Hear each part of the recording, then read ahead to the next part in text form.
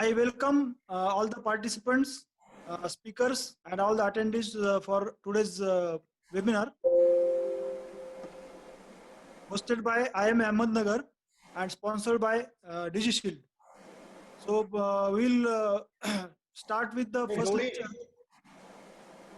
We'll start with the first lecture of today's webinar. First speaker of this webinar is Dr. Bapusaheb Khandekar. Sir doesn't need any introduction. He's a very renowned cardiologist in and around Ahmednagar area. He's the director of Noble Hospital, Ahmednagar, and he has been working for COVID patients since start of this epidemic of COVID-19. So I request Khandekar sir, please enlighten us on the topic difficulty in starting and managing a new COVID setup. I request Khandekar sir to enlighten us. Hello, good evening everybody. सर्वप्रथम basically मी IIM Ahmednagar executive बॉडीचे आभार मानतो की basically खूप short notice मध्ये Covid hospital बद्दल त्यांनी एक webinar आयोजित केलेला आहे. आपण पाहतोय गेली 4 ते 4.5 महिन्यांपासून आपण कोविड पॅन्डेमिक कसं वाढत गेलंय नगरमध्ये आणि त्याला आपण कसं तोंड देतोय हे सर्वांनीच अनुभवलेलं आहे. अगदी आता जून एंड पर्यंत आपल्याकडे फक्त 100 to 120 केसेस होत्या आणि गेल्या 1.5 महिन्यापासून सातत्याने केसेस मध्ये खूप भर पडत चाललेली आहे. सुरुवातीच्या काळामध्ये आपण जर पाहिलं तर फक्त बूथ हॉस्पिटल, सिव्हिल हॉस्पिटल आणि AIIMS hospitals basically Covid patients आपण तिथे ठेवत होतो. परंतु जसं केसेस वाढत गेल्या तसं आपल्या डिस्ट्रिक्ट ऍडमिनिस्ट्रेशननी IIM ला आणि काही ठराविक हॉस्पिटलला एक डेडिकेटेड कोविड हॉस्पिटल सुरू करायला भाग पाडलं किंवा विनंती केली असं म्हणता येईल. आणि त्याप्रमाणे आपण गेली 1 महिन्या ते 1.5 महिन्यापासून एक 6 ते 7 हॉस्पिटल आपण डेडिकेटेड कोविड हॉस्पिटल चालवत आहोत. परंतु आता एक 15 ते 20 दिवसापासून पाहिलं तर जवळजवळ 1000 किंवा 1000 पेक्षा जास्त केसेस आपल्या नगरमध्ये रोज नव्याने दाखल होतात आणि अशा केसेसला मॅनेज करणं डेफिनेटली डिस्ट्रिक्ट ऍडमिनिस्ट्रेशन समोर मोठं प्रश्नचिन्ह होतं आणि म्हणूनच त्यांनी एक 7 ते 8 दिवसापूर्वीच एक 15 ते 16 हॉस्पिटल्स एक 40 बेडची ऑक्युपन्सी एक डिस्ट्रिक्ट ऍडमिनिस्ट्रेशननी ऑक्युपाय करायचं ठरवलं. आज कोविड मॅनेज करत असताना आतापर्यंत सर्व हॉस्पिटल्स पाहिली तर त्यात फिजिशियन्स इन्व्हॉल्व होते की जे खरोखर पॅथोफिजिओलॉजी, त्याची मॅनेजमेंट, त्याचे कॉम्प्लिकेशन्स हे बऱ्यापैकी समजू शकत होते. जे काही कोविड सेंटर झाले त्यात फिजिशियन्सचा इन्व्हॉल्वमेंट होती. परंतु आता जी लिस्ट आलेली आहे त्यात काही पिडियाट्रिशियन्स आहेत, काही ऑर्थोपेडिक्स हॉस्पिटल्स आहेत, काही सर्जरीचे हॉस्पिटल्स आहेत, काही सुपर कन्सल्टंटचे हॉस्पिटल्स आहेत. अशा लोकांना जे आम्ही 2 ते 2.5 महिन्यापासून जे कोविड सेंटर चालवतोय, जे आम्हाला जे प्रॉब्लेम्स आलेत right from staff management to the patient management, हे टेक्निकल जे अडचणी आल्यात त्याबद्दल मी तुमच्याशी थोडा एक 10 ते 15 मिनिटं संवाद साधणार आहे. आपण जर पाहिलं मित्र होतं बेसिकली ज्यावेळेस मार्च महिन्यामध्ये पहिली केस डिटेक्ट झाली त्या सर्वात महत्वाचं कोरोनाबद्दल जे काही असेल तर ती म्हणजे सर्वांमध्ये भीती, म्हणजे पेशंटमध्येही भीती होती, नातेवाईकांमध्ये भीती होती, हेल्थ केअर वर्करमध्येही भीती होती आणि आपल्या डॉक्टरमध्येही भीती होती. पण जसं टाइम गेला, मला आठवतं बेसिकली नोबलमध्ये मला वाटतं एक एप्रिल एंड किंवा फर्स्ट वीक ऑफ मे मध्ये पहिली केस डिटेक्ट झाली होती. त्यावेळेस तो दिवस पूर्ण फक्त त्या केसवरतीच आम्ही डिस्कस केला की ह्या पेशंट सोबत कोणी ट्रीटमेंट केलेली आहे किंवा कोण एक्सपोज झालेला आहे आणि कोणाकोणाची टेस्ट करायची. एक जवळ 30 ते 32 लोकांची लिस्ट काढून आम्ही त्यांचं कोविड टेस्ट केलं होतं. परंतु आता आपण बघतोय गेली 8 ते 10 दिवसापासून कोविडची स्थिती काय आहे आणि आपण कशी काय प्रिकॉशन घेतोय किंवा हॉस्पिटलमध्ये आपण पेशंट कसे मॅनेज करतोय, पूर्णतः वेगळी स्थिती आहे. किंवा भीती हा खूप मोठा फॅक्टर हे कोविड ट्रीटमेंट करण्याकरता महत्वाचा आहे. मला विचारायचं, भीती ही कोविड बद्दल आपण अजूनही बाळगायलाच हवी, कारण सर्वात महत्वाचं म्हणजे आपण जर घाबरू नाही तर आपण त्याच्याबद्दल प्रिकॉशनही तेवढेच घेणार नाही. आणि सर्वात महत्वाचं म्हणजे आतापर्यंतच्या हिस्ट्रीमध्ये किंवा ट्रीटमेंट स्ट्रॅटेजीमध्ये जे डॉक्टर बहुरूपी किंवा डॉक्टर सिंग बोलणारच आहेत, परंतु एक डेफिनेटिव्ह स्ट्रॅटेजी ऑफ ट्रीटमेंट कोविड करता अजूनही उपलब्ध नाही आहे. त्याच्यामुळे आपण कोविड प्रिव्हेंट कसा करू शकतो याकरता आपलं हेल्थ केअर वर्कर कसा आपण कोविड पासून दूर ठेवू शकतो याकरता सर्वात महत्वाची प्रिकॉशन्सच आपण घ्यायला पाहिजे. हॉस्पिटल आपण कोविड आतापर्यंत डेडिकेटेड कोविड हॉस्पिटल्स आणि मिक्स सेटअप. आता कसं आहे की आम्ही दीपक कोविड सेंटर केलं होतं किंवा पटेल हाऊस आपण केलं होतं किंवा काही लाईफलाईन असे 3 ते 4 सेटअप फक्त डेडिकेटेड कोविड सेंटर्स आहेत. परंतु आता आपल्याला नॉन कोविड प्लस कोविड हे एकत्र मॅनेज करायचे, ते थोडं त्रासदायक आहे. हे मॅनेज करत असताना कोविड पेशंटचे रिलेशन्स, नॉन कोविड पेशंटचे रिलेशन्स, कोविड पेशंट ट्रीटमेंट करणारा स्टाफ, आपला स्टाफ आणि नॉन कोविड ट्रीटमेंट करणारा स्टाफ हे मिक्स होण्याची भीती प्लस त्यांच्यामध्ये स्प्रेड होण्याची भीती ही जास्त आहे.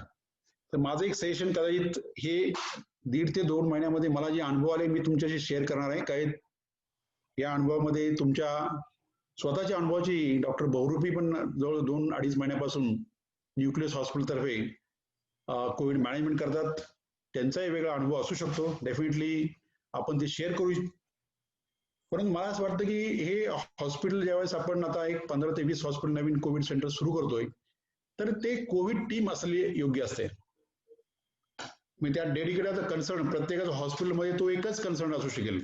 सेपरेट कन्सल्टंट काही प्रत्येक हॉस्पिटलला देणं शक्य होणार नाही. परंतु एक dedicated RMO, dedicated nurses, dedicated class 3, class 4 staff आणि यांना सर्व सांभाळणारा बेसिकली एखादा कोऑर्डिनेटर किंवा सुपरवायझर, हे जर आपण डेडिकेटेड फक्त कोविड करता जर ठेवलं तर नक्कीच आपण आपल्या बाकी स्टाफ पासून किंवा बाकी पेशंटची मॅनेजमेंट नॉन कोविडची इझिली करू शकतो. असं हा आपण जर टीम जर निवडली तर त्याच्यामध्ये ड्युटी आवर्स आतापर्यंत सर्वांनी मान्य केलं की 8 आवर्स पेक्षा जास्त ड्युटी आवर्स सध्या नको असतात. कारण PPE किट सुद्धा 8 तासापेक्षा जास्त वेळ एखादा कन्सल्टंट म्हणा किंवा RMO म्हणा किंवा कोणताही हेल्थ केअर वर्कर घालून पुढे प्रोलॉंग करू शकत नाही. आणि जर वापरायचं तर लाईफ सुद्धा मला वाटतं 8 आवर्स पेक्षा जास्त असतं, डबल PPE किट त्यावेळेस वेस्ट होऊ शकतं. म्हणून 8 आवर्स ड्युटी असलेले स्टाफ आपण घेतले योग्य. हेल्थ केअर वर्करची सेफ्टी मी सुरुवातीला तुम्हाला सांगितलं खूप महत्वाची आहे. त्याला योग्य ते PPE किट देणं योग्य राहील. आज हेल्थ केअर वर्कर्स ज्यावेळेस आम्ही नोबल हॉस्पिटलमध्ये ज्यावेळेस ही कोविड मॅनेजमेंट सुरू केली होती त्यावेळेस क्लास 3, क्लास 4 वर्कर्स, नर्सेस आणि RMOंचं आम्ही एक सेपरेट काउन्सिलिंग, एक सेपरेट लेक्चर, त्यांना मोटिवेशनल स्पीच म्हणून आम्ही घेतलं होतं की ही कोविड बद्दल जी भीती होती ही त्यांची सुरुवातीला आपण सर्वांनी काढायला पाहिजे. आज आपण बघतो व्हॉट्सअपवरती बरेच मेसेज असे निगेटिव्ह येतात की हा हेल्थ केअर वर्कर गेला, तो डॉक्टर गेला, ती नर्स गेली. परंतु ज्यावेळेस तुम्ही हे कोविड सुरू करणार त्यावेळेस माझं सजेशन असेल की याच्याबद्दल पॉझिटिव्हली तुम्ही जास्त लोकांना सांगायला पाहिजे की आपण स्वाईन फ्लू पाहिलेला आहे. स्वाईन फ्लूची morbidity mortality is much more higher than the Covid. जरी याचं ट्रान्समिशन रेट, इन्फेक्टिव्ह रेट जास्त जरी असेल तरी मॉर्टॅलिटी किंवा कॅज्युअलिटी रेट हा खूप कमी आहे. जवळजवळ बेसिकली 90 to 97% लोक बऱ्यापैकी चांगली ट्रीटमेंट जर घेतली तर बरे होऊ शकतात. हे लोकांना बेसिकली बिंबवायला पाहिजे की जरी आपण कोविड पेशंट ट्रीटमेंट करत असं योग्य जर प्रिकॉशन घेतले तरी इन्फेक्टिव्ह रेट पण आपला खूप कमी असतो, कमी राहू शकतो. त्यात काय काय प्रिकॉशन घ्यायचे, कसे प्रिकॉशन घ्यायचे हे आपण हेल्थ केअर वर्कर बरोबर त्यांची ड्युटी सुरू होण्या अगोदरच बेसिकली त्यांच्याशी डिस्कस करायला पाहिजे. आज एखादा हेल्थ केअर वर्कर जर कंटिन्यू, आता सुरुवातीला आम्ही फक्त 7 दिवसच त्याची ड्युटी द्यायचो की 7 दिवसानंतर मग त्याला एक 3 ते 4 दिवस गॅप देऊन परत तो कामावर यायचा. परंतु आजकाल परिस्थिती बेसिकली प्रत्येक हॉस्पिटलमध्ये स्टाफची बेसिकली कमतरता आहे आणि बऱ्याच ठिकाणी कंटिन्युअस ड्युटी सुद्धा म्हणजे जवळजवळ 1 महिनाभर सुद्धा health care worker continue duty करू शकतो. फक्त त्यांनी जर योग्य ते प्रिकॉशन जर घेतली तर काही अडचण सहसा होत नाहीये. आज आपलं हॉस्पिटलचं ऍज ए ओनर म्हणून किंवा हॉस्पिटलची एक मॉरल रिस्पॉन्सिबिलिटी आहे की डेली जे हेल्थ केअर वर्कर्स त्या कोविड एरियामध्ये काम करतात त्यांची डेली तुम्ही थोडी चौकशी करा का खरोखर त्यांना काही त्रास होतोय का, टेम्परेचर आहे का, बॉडी एक आहे का, आणि असेल तर त्याप्रमाणे योग्य त्या स्टेप्स आपण लगेचच घेतल्या गेल्या पाहिजे. हेल्थ केअर वर्करची पॉलिसी म्हणजे बेसिकली जर जो अफेक्ट झाला तर ती होल रिस्पॉन्सिबिलिटी आपण हॉस्पिटलनी उचलली पाहिजे की सर्व ट्रीटमेंट मग त्याला कितीही खर्च झाला तर त्याची जबाबदारी त्या हॉस्पिटलनी घेतली पाहिजे. याच्याकरता बऱ्याच लोकांनी काही कोविड इन्शुरन्स पॉलिसी बऱ्याच लोकांनी घेतल्या असतील. आम्ही बेसिकली नोबल हॉस्पिटलने एक कन्सल्टंट लोकांकरता, कन्सल्टंट आणि आरएमओ करता 2 लाखाची पॉलिसी घेतलेली आहे. कारण तुम्ही बघता कोविडमध्ये जर आपण रेमडेसिवीर किंवा हायर काही ड्रग जर विचार जर केला तर डेफिनेटली खर्च हा जास्त येतो आणि तो खर्च प्रत्येक हेल्थकेअर वर्करवरती करणं आपल्या हॉस्पिटलला पेलवणार सगळं नाहीये. म्हणून आम्ही 2 लाखाची बेसिकली कन्सल्टंट आणि आरएमओ करता पॉलिसी घेतली. त्याचा मला वाटतं प्रीमियम जो आहे तो 5 ते 5,500 पर्यंत पडलेला आहे आणि बाकी नर्सेस आणि क्लास 3 क्लास 4 ऍडमिन स्टाफची आम्ही 1 लाखाची पॉलिसी घेतली. त्याचा प्रीमियम साधारण 3 पर्यंत पडलेला. यात महत्वाचं म्हणजे ही न्यू इंडिया इन्शुरन्स पॉलिसी आहे. यात basically coverage mediclaim plus Covid कोणत्या आजारावरती ही 4 ते 5 दिवसापासून ही पॉलिसी घेतल्यापासून सुरू होते आणि आमच्याकडे आतापर्यंत मला वाटतं 10 हेल्थकेअर वर्कर आजारी पडलेत आणि 10 लोकांना काही अडचण न येता त्यांनी ती जी अमाऊंट जी खर्च झालेली आहे, म्हणजे 1 लाखाच्या पॉलिसीला आम्हाला 1 लाख सुद्धा मिळालेले आहे. त्याच्यामुळं आपण कोणती पॉलिसी करतोय त्याच्यावरती आपला एकंदरीत जो खर्च जो आहे किंवा आपल्याला जे मिळणारी रक्कम आहे ती अवलंबून राहील. त्याच्यामुळे जरी प्रीमियम एक 400-500 काही कोविड इन्शुरन्सचा प्रीमियम 400-500 आहे, 50,000 पर्यंत 1 लाखापर्यंत, परंतु ते आपल्याला किती रिटर्न्स मिळू शकतात याचाही विचार करावा. मी हे परत सांगतो कारण आपण आपल्या स्टाफ करता कॉम्प्रोमाइज नाही करायला पाहिजे. समजा रेमडेसिवीरची गरज आहेच डेफिनेटली, तर त्याला ते तो क्लास 3 क्लास 4 असेल तरी सुद्धा त्याला ती ट्रीटमेंट चांगली best of the best treatment आपल्या हॉस्पिटलने दिली गेली पाहिजे. हे जे हेल्थकेअर वर्कर्स आहेत हे आजारी पडल्यानंतर आता तुम्ही पाहता जागेचं खूप मोठं अडचण आहे. म्हणजे प्रत्येक हॉस्पिटलमध्ये जागा नाही असाच एक सूर आपल्या नगर शहरामध्ये आहे. मग आपल्या हॉस्पिटलमध्ये आपण आपल्या हेल्थकेअर वर्कर करता एक सेपरेट रूम बेसिकली जर बुक केली तर फक्त आपला हेल्थकेअर वर्कर आजारी पडला तर तिथं ती सुविधा व्हावी. आम्ही नोबल हॉस्पिटलने एक 4 बेडचं एक सेपरेट रूम त्या लोकांना आम्ही रिझर्व ठेवलेले आहे. कधी आजारी पडले त्यांना ते बेड मिळू शकेल असं. आज हेल्थकेअर वर्करांनी योग्य काम, चांगलं काम जर केलं, रेग्युलर काम करायला पाहिजे अशी जर इच्छा जर असेल तर त्या हेल्थकेअर लोकांना आपण इन्सेंटिव्ह पण द्यायला पाहिजे. आज आपण पाहतो की जे कोविड सेंटर झालेले आहेत तिथे माझ्या स्वतःच्या मते आपण सर्वांनी जसा आज वेबिनार आयोजित केलेला आहे तसं एक ठराविक पॉलिसी आपण ठेवायला पाहिजे की स्टाफ लोकांना 5-10 हजार रुपये जर दिले तर इकडचा स्टाफ तिकडे न जाता त्याच हॉस्पिटलमध्ये कसा टिकून राहील याच्याकरता एक कॉमन पॉलिसी आयएमएनी केली पाहिजे. ज्यावेळेस मी डॉक्टर पाठक किंवा डॉक्टर दीपक सर यांनी दीपक कोविड सेंटर बरोबर आम्ही आमच्या हॉस्पिटलमध्येही एक पॉलिसी राबवली होती की आरएमओचा जो पगार असेल तो किंवा कोणता हेल्थकेअर वर्कर तुमच्या हॉस्पिटलमध्ये काम करत असेल तर तो त्याचा परमनंट जो पगार आहे तो ठेवून आरएमओला आम्ही 1,000 rupees per day extra, नर्सेसला 500 to 700 per day आणि क्लास 3 किंवा class 4 वर्गला 300 per day extra payment Covid duty करता दिलं होतं आणि त्यात ते बऱ्यापैकी खुश होते. परंतु आजकाल आपण कसं करतोय की फक्त कोविड ड्युटी करता एक नर्सेसला 30-40,000 कोणी ऑफर देत आहे, प्लस आरएमओ 60-70,000. मग तो स्टाफ ह्या हॉस्पिटल सोडून त्या हॉस्पिटलला कधी जाऊ शकतो. तर मला वाटतं ही थोडी पॉलिसी आयएमएने वर्कआउट करायला पाहिजे की जेणेकरून सर्वांकरता ती एकच राहील. स्टाफ पण हेल्थकेअर वर्कर सुद्धा त्याचं एज डेफिनेटली राहील की काही आरएमओज डेफिनेटली मोर दॅन 50-55 जर असतील, काही कोमॉर्बिड सिच्युएशन असेल, मावशी किंवा वॉर्ड बॉय सुद्धा काही हॉस्पिटलमध्ये 50 अँड अबाव एजचे असतील तर या लोकांना सहसा कोविड ड्युटी नाही द्यायला पाहिजे. या का असं मी म्हणतोय कारण बेसिक आपला स्टाफचं मॉरल कंटिन्यू राहणं खूप महत्वाचं आहे. कारण आता तुम्ही पाहिलं असेल मागच्या 1.5 ते 2 आठवड्यामध्ये आपले 2 हाऊसमन 2 आरएमओ बेसिकली कॅज्युअलिटी झाल्यामुळं आपल्या आरएमओ मध्ये मॉरल बऱ्यापैकी डाऊन झाल्यामुळं आमच्या हॉस्पिटलचे पण 2-3 आरएमओ बेसिकली थोडे नाही म्हणतात की नाही सर मला असं आहे तसं आहे त्यामुळे मी येऊ शकत नाही. तेव्हा आपल्या स्टाफचं सिलेक्शन, त्यांचं मॉरल बूस्टर, ड्युटी या नाही तुला ते SMS पण आला असेल ना तो लिंक. या सर्व गोष्टी आपण आता हॉस्पिटलमध्ये आपल्या सेटअपमध्ये आयसोलेशन वॉर्ड किंवा आयसीयू सेपरेट आयसीयू सेटअप किंवा ऑक्सिजन बेड्स हे आपण कसं करणार? तर माझं मत आहे बेसिकली की आज 2 स्पीकर तुमच्या बरोबर बोलणारच आहेत की माइल्ड टू मॉडरेट कसे केसेस हँडल करायच्या किंवा सिव्हिअर पेशंट्स कसे रेफर करायचे. आपल्या सेटअपमध्ये आपण कोणते पेशंट ऍडमिट करणारच नाही हे अगोदर ठरवलं पाहिजे.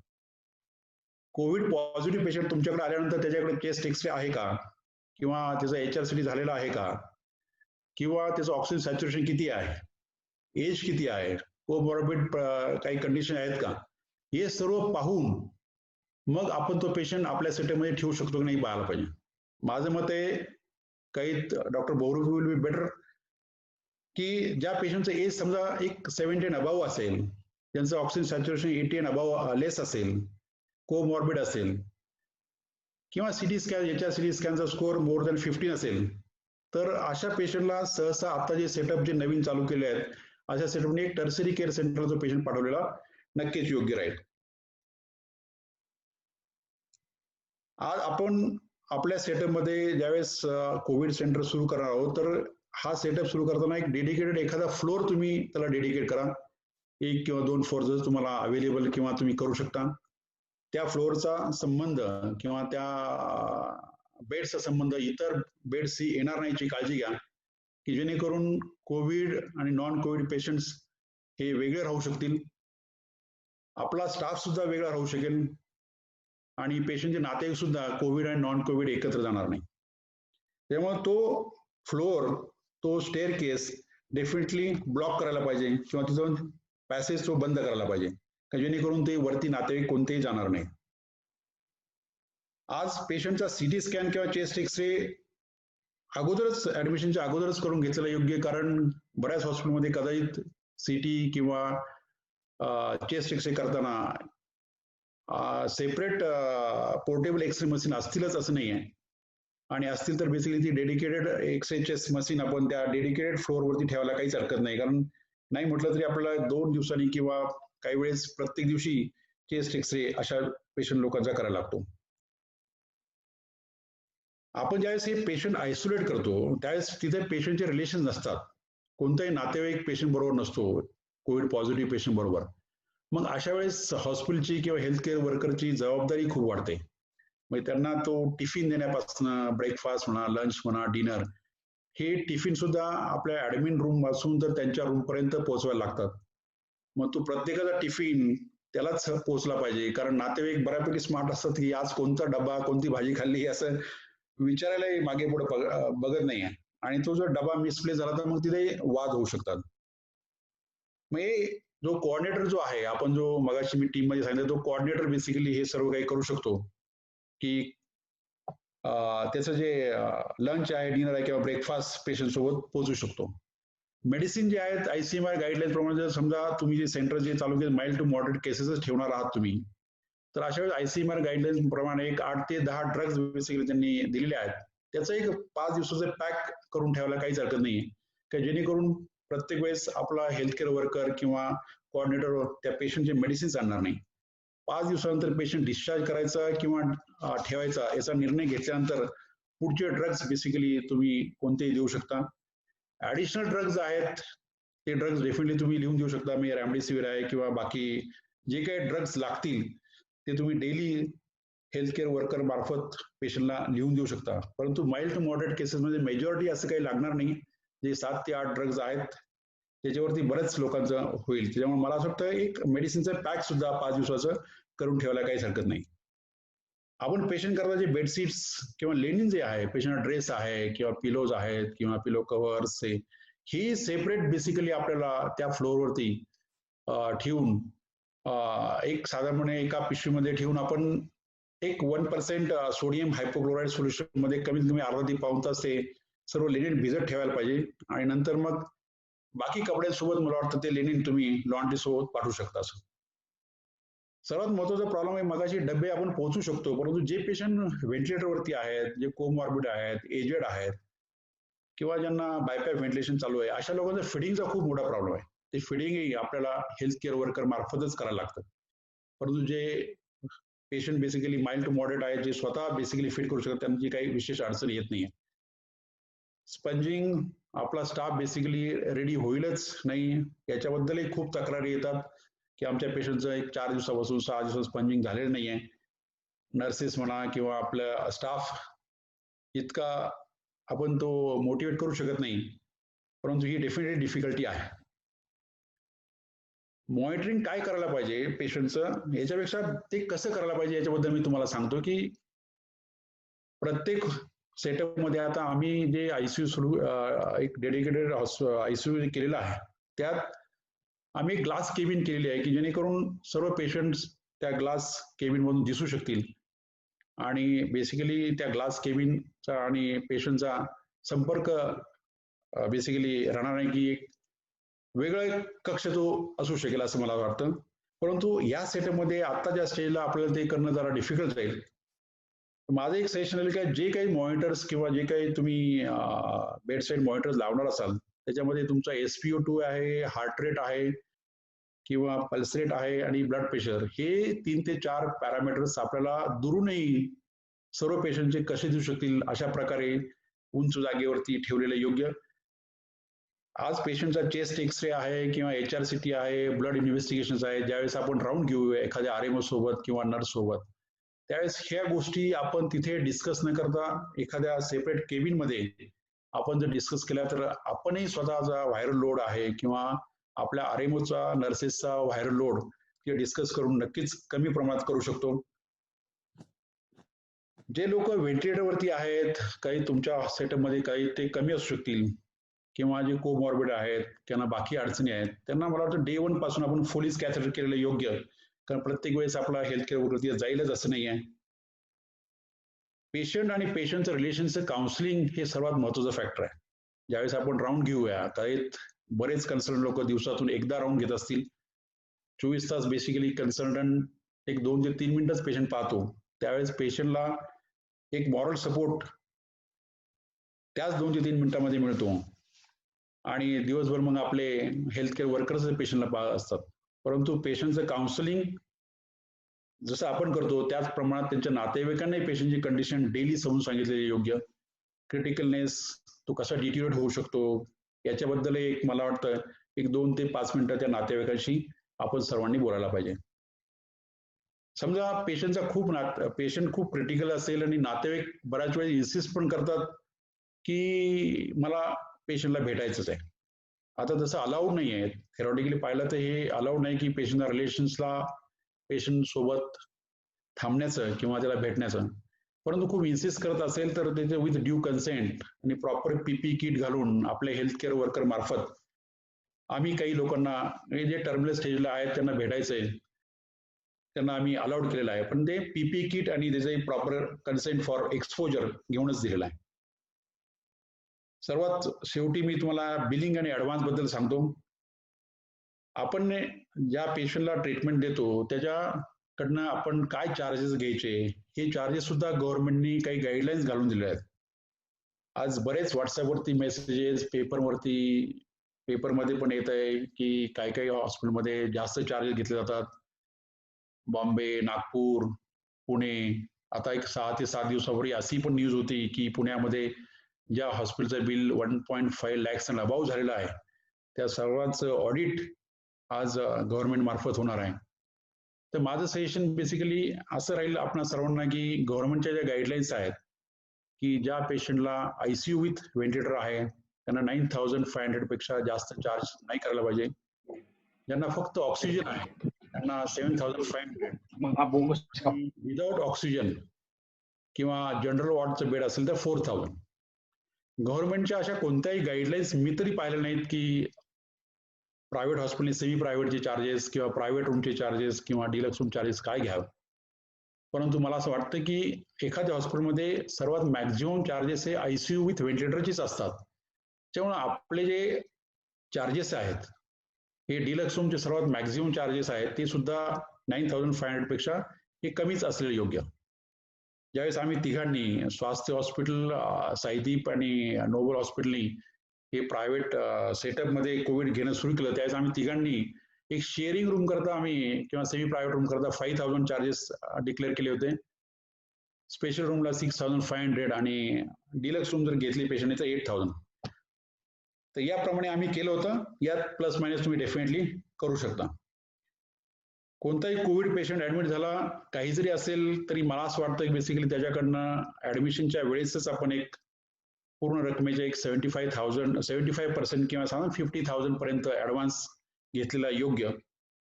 आणि जर पेशंट जर पुढे डिले होत असेल ट्रीटमेंट किंवा क्रिटिकल होत असेल आणि त्याला काही पुढे लागत असेल तर डेफिनेटली 5 ते 7 दिवसानंतर तुम्ही ते असेस करू शकता आणि त्याप्रमाणे ऍडव्हान्स घेऊ शकता. परंतु हे सांगण्याचा उद्देश असा आहे की कोविड पेशंट जर क्रिटिकल जर झाला आणि त्याची जर कॅज्युलिटी जर झाली तर बरेच रिलेशन्स त्या पेशंट सोबत नसतात किंवा पेशंटकडे फिरकत नाही. आणि अशा वेळेस बेसिकली पेशंटला ट्रीटमेंट देतात जो काही खर्च येतो तो कदाचित हॉस्पिटलच बेअर करायला लागतो, नातेवाईक नंतर फिरकतही नाही. मग अशा वेळेस आपण आपली खबरदारी म्हणून एक 10% टोटल बिलाच्या एक रक्कम नातेवाईकांकडे राहू शकेल एवढी आपण ऍडव्हान्स घेतलेला योग्य राहील. रिलेशन्स वरती बरेच हॉस्पिटलला रिलेशन्स वरती पेशंट येतात, असा त्रास काही कमी होईल, परंतु ही प्रिकॉशन घेतलेली माझ्या मताप्रमाणे योग्य राहील. पेशंटचा डेथ झाल्यानंतर आता मी सांगितलं काही नातेवाईक आपण पेशंटचा डेथ झाल्यानंतर बॉडी जी आहे ती आपल्या नातेवाईकांकडे देता येत नाहीये. ती बॉडी आपल्यालाच स्वतः पॅक करून आपल्या तिथे 2 फॉर्म्स असतात मला वाटतं, ते 2 फॉर्म्स भरायला लागतात आणि ते दोन्ही फॉर्म्स मला वाटतं एक हेल्थ डिपार्टमेंट कॉर्पोरेशन आणि एक अमरधाम अशा काही 2 फॉर्म्स असतात. हे दोन्ही फॉर्म्स फिलअप करायचे. एक पठाण म्हणून कोणतरी ॲम्ब्युलन्सवाला असतो, हे दोन्ही फॉर्म त्याच्याकडे सबमिट करायला लागतात आणि बॉडी आपल्याला कॉर्पोरेशनच्या ताब्यात द्यायला लागते. गेली 8 ते 10 दिवसापासून मला हा एक मुद्दा तुम्हाला मुद्दाम सांगायचा वाटतो की गेली 8 ते 10 दिवसापासून डेथ झाल्यानंतर जे वेटिंग पिरियड आहे, इन्सिडेंट करण्याचा जो वेटिंग पिरियड आहे हाही खूप जास्त आहे. म्हणजे सकाळी जर डेथ झालं तर ती बॉडी कदाचित आपल्याला ते सांगता वेट करा. सुरुवातीला ते सिव्हिल हॉस्पिटलमध्ये घ्यायचे, परंतु आता आपल्याच हॉस्पिटलमध्ये ती डेड बॉडी जोपर्यंत तिथले लोक सांगत नाही तोपर्यंत आपल्याला ती ठेवायला लागते. मग तो पिरियड काही 6 तासापासून तर 8 तासापर्यंत असू शकतो. मग असंही अशा वेळेसही एखादी रूम समजा डेथ जर झालं तर एखादी रूम किंवा मॉर्च्युरी आपल्या हॉस्पिटलमध्ये आपण ठेवायला पाहिजे. यात बरेच फिजिशियन्स किंवा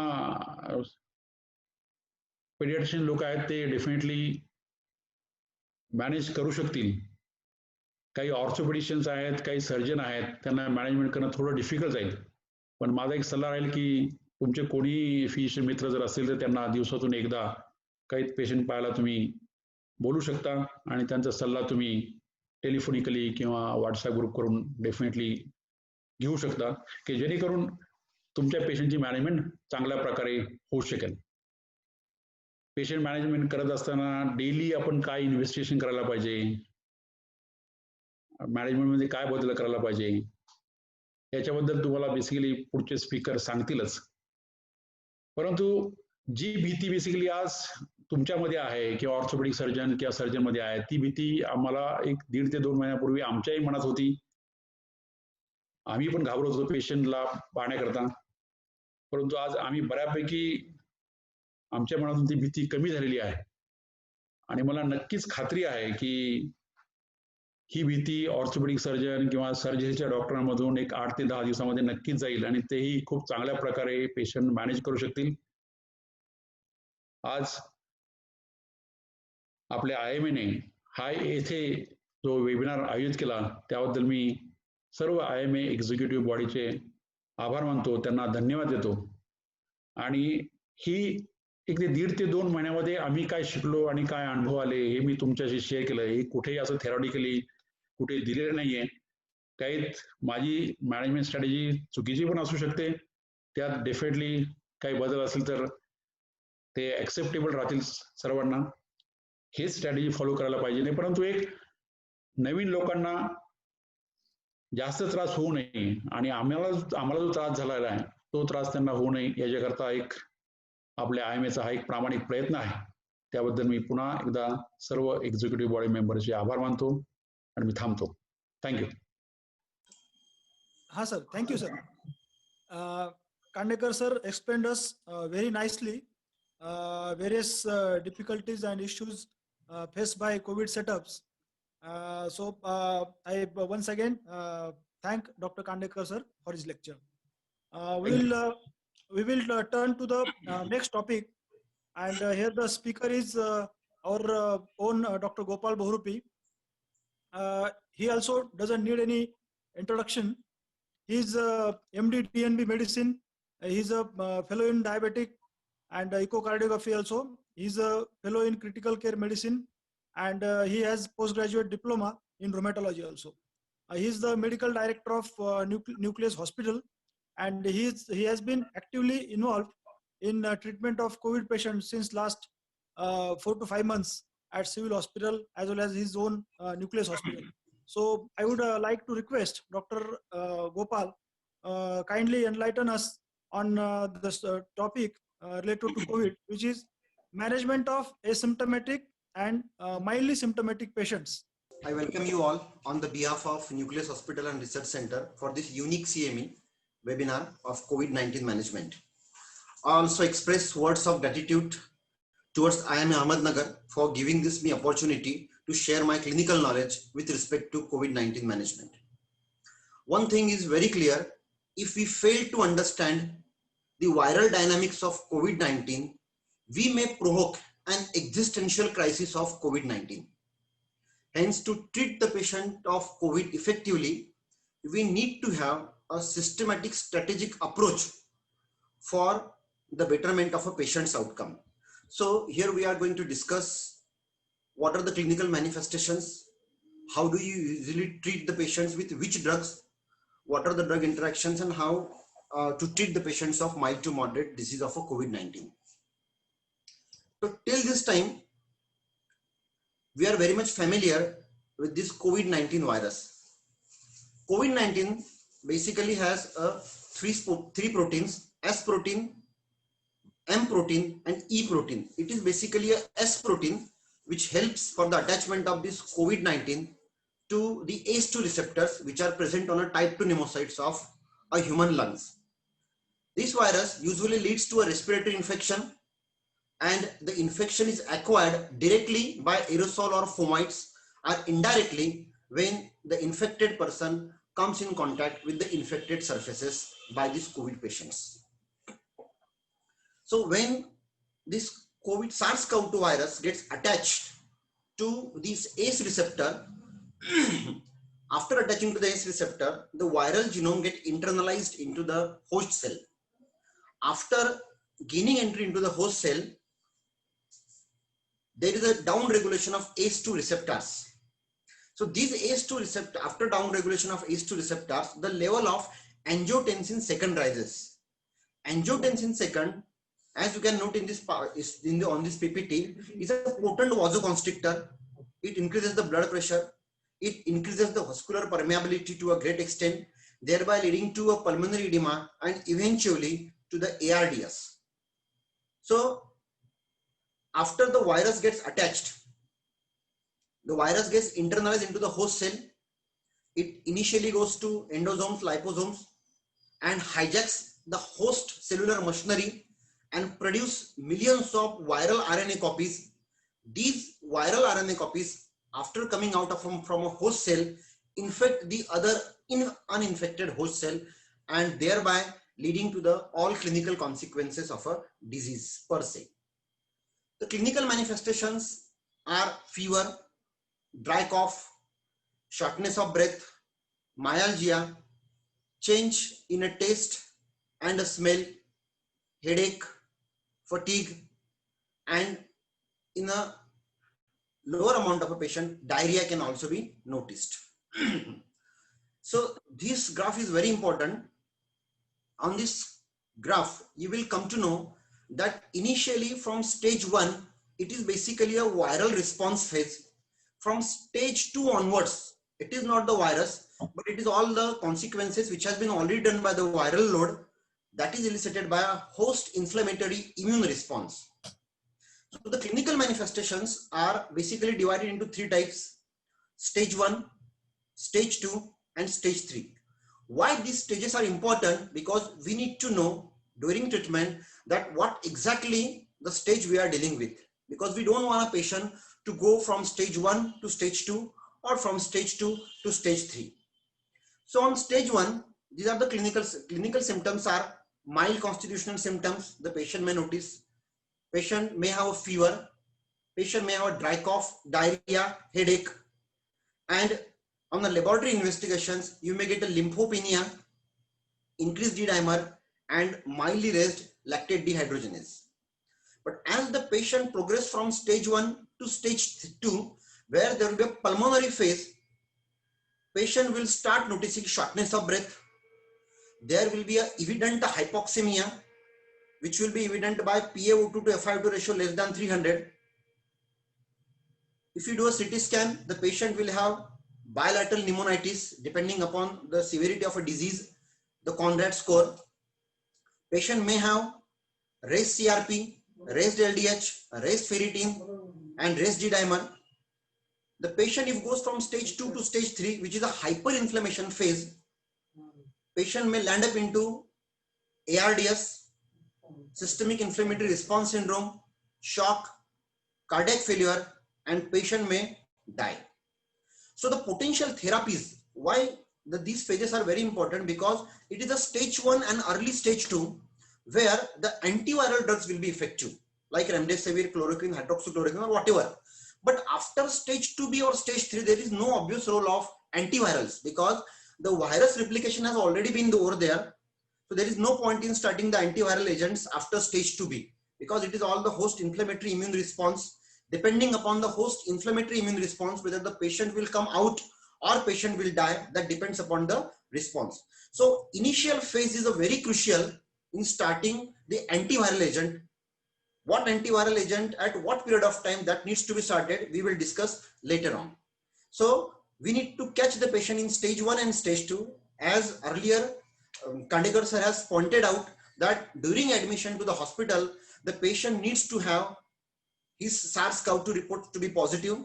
HRCT must be done before admitting the patient, and a pulse oximetry to document saturation is very important. If the saturation is more than 94%, then it's okay. But if the saturation is in between 92, 93, 94, then before admitting the patient, you need to ask the patient to have a 6-minute walk test and then check whether there is a hypoxemia or not. That will be evident by doing this 6-minute walk test as well. So every patient before getting admitted, HRCT thorax and a 6-minute walk test is very important prior to getting admitting this patient. So what happens exactly? These are the many questions because that are raised by many of us. At what period of time, what test needs to be done? So on day 0, someone get infected. You may get the symptoms till day 5 because the onset of symptoms will be up to day 5. From day 7 onwards, that is from 1 week to 3 weeks, IgM antibodies start appearing into the serum. 2 weeks onwards, IgG antibodies can also be seen. From day 1 to day 28, SARS-CoV-2 RNA and antigen could be positive. Day 21 onwards, IgM start disappearing. So after 3 weeks, the IgM start disappearing. From day 28, that is after 4 weeks, SARS-CoV-2 RNA and antigen also start disappearing. Day 0 to day 5 could be a asymptomatic phase, where in spite of catching the infection, patient may be absolutely asymptomatic. Day 0 to day 7 is basically a window period where only a PCR could be positive in this phase. Day 2 weeks to 3 weeks, the patient will have antibodies which are already formed into the serum, and the phase of infectivity starts declining. Still, some patient may be infected, but most of the time the infected phase ranges from day 4, day 5 to day 18 to day 20. From day 21 to day 28, convalescent phase, but the patient may remain still infective in this phase. So there are basically, to manage a COVID patient, we need to look at the 3 different clinical manifestations which are very important. The first is the ARDS, second is a thrombosis, and third is a cytokine storm syndrome. At what period of time, what clinical manifestations you might get, we will discuss in this webinar right now. So the COVID-19 pneumonia, if you look upon this COVID-19 pneumonia, it has 2 basically features. One is a type L kind of a pneumonia and another is a type H kind of a pneumonia. Type L kind of a pneumonia is the lung compliance is very good. There is a low ventilation to perfusion ratio and low recruitability. That does mean the L type of a pneumonia is basically a perfusion defect, while H type of a pneumonia, which is a conventional ARDS patient, they have a low compliance, high recruitability and high lung volume. So these are basically a ventilatory defect. So defect in the ventilation, you can clearly note from this PPT. H type of ARDS is a defect in the ventilation, which are routinely conventional ARDS patient. We need to manage this patient by a conventional ARDS strategies like low PEEP, like a low tidal volume and high PEEP. While L type of ARDS, they are basically a defect into the perfusion because of thrombosis. So these patient needs a normal ventilatory strategies to treat. So type L is a high compliance and type H is basically a low compliance. So in this diagram, you can clearly note L phenotype. This is a perfusion defect, and H phenotype, which is a typical ARDS, will have a H type of a phenotype, will have a ventilation defect. So H is a normal ARDS patient, what we are facing, and the ventilator strategies will be low tidal volume, high PEEP, while it is L type is a perfusion defect where the ventilatory strategies could be a normal ventilatory strategies like 8 to 10 ml per kg of body weight of a tidal volume, and the PEEP could be 5. So why there is a evident thrombosis? Because there are so many papers which has been published recently that a COVID-19 patient may have 5% to 70% may have a thrombosis, and majority of a death of a COVID patient are because of a thrombosis. So the patient are absolutely stable and they suddenly develop myocardial infarction. Patient may land up into VF and patient can die. Patient is absolutely stable. Patient may develop a brain stroke, may have a massive infarct, and patient with uncal herniation, patient will die. Patient may have a renal artery thrombosis, patient will have acute renal failure and patient can die. So the thrombosis is very much evident in SARS-CoV-2. So why this thrombosis happens?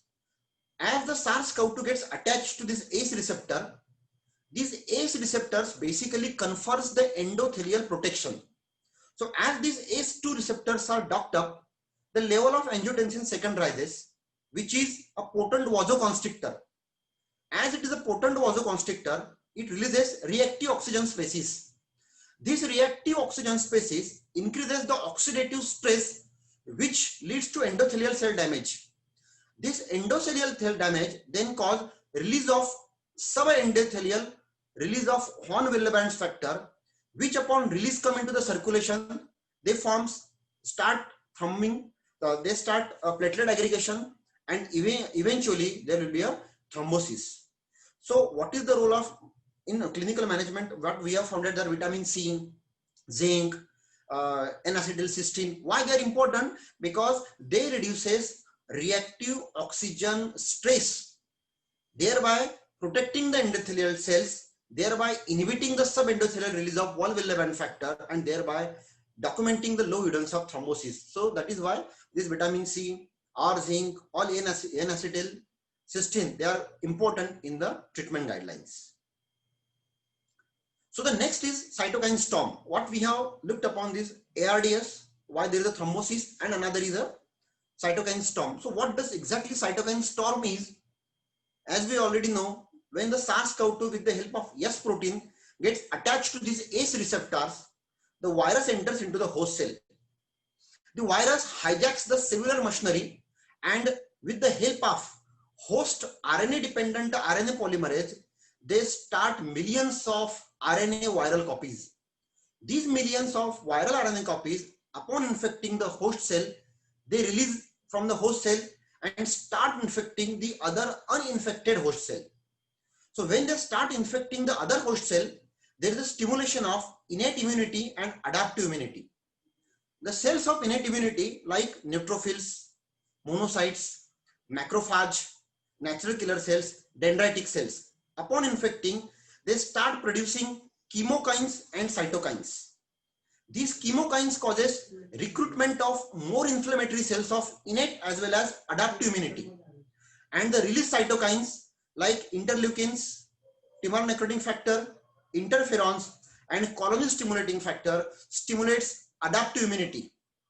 Adaptive immunity upon stimulation releases T cells, which kills the viruses, and B cells, which produce viral specific antibodies. Now, why dexamethasone has a promising result in the clinical trials for the betterment of patient outcome? The reason being, as it is an immunosuppression, it helps to inhibit the recruitment of more amount of adaptive immunity cells, thereby inhibiting more amount of cytokine, which will cause recruitment of more amount of cell and a host damage.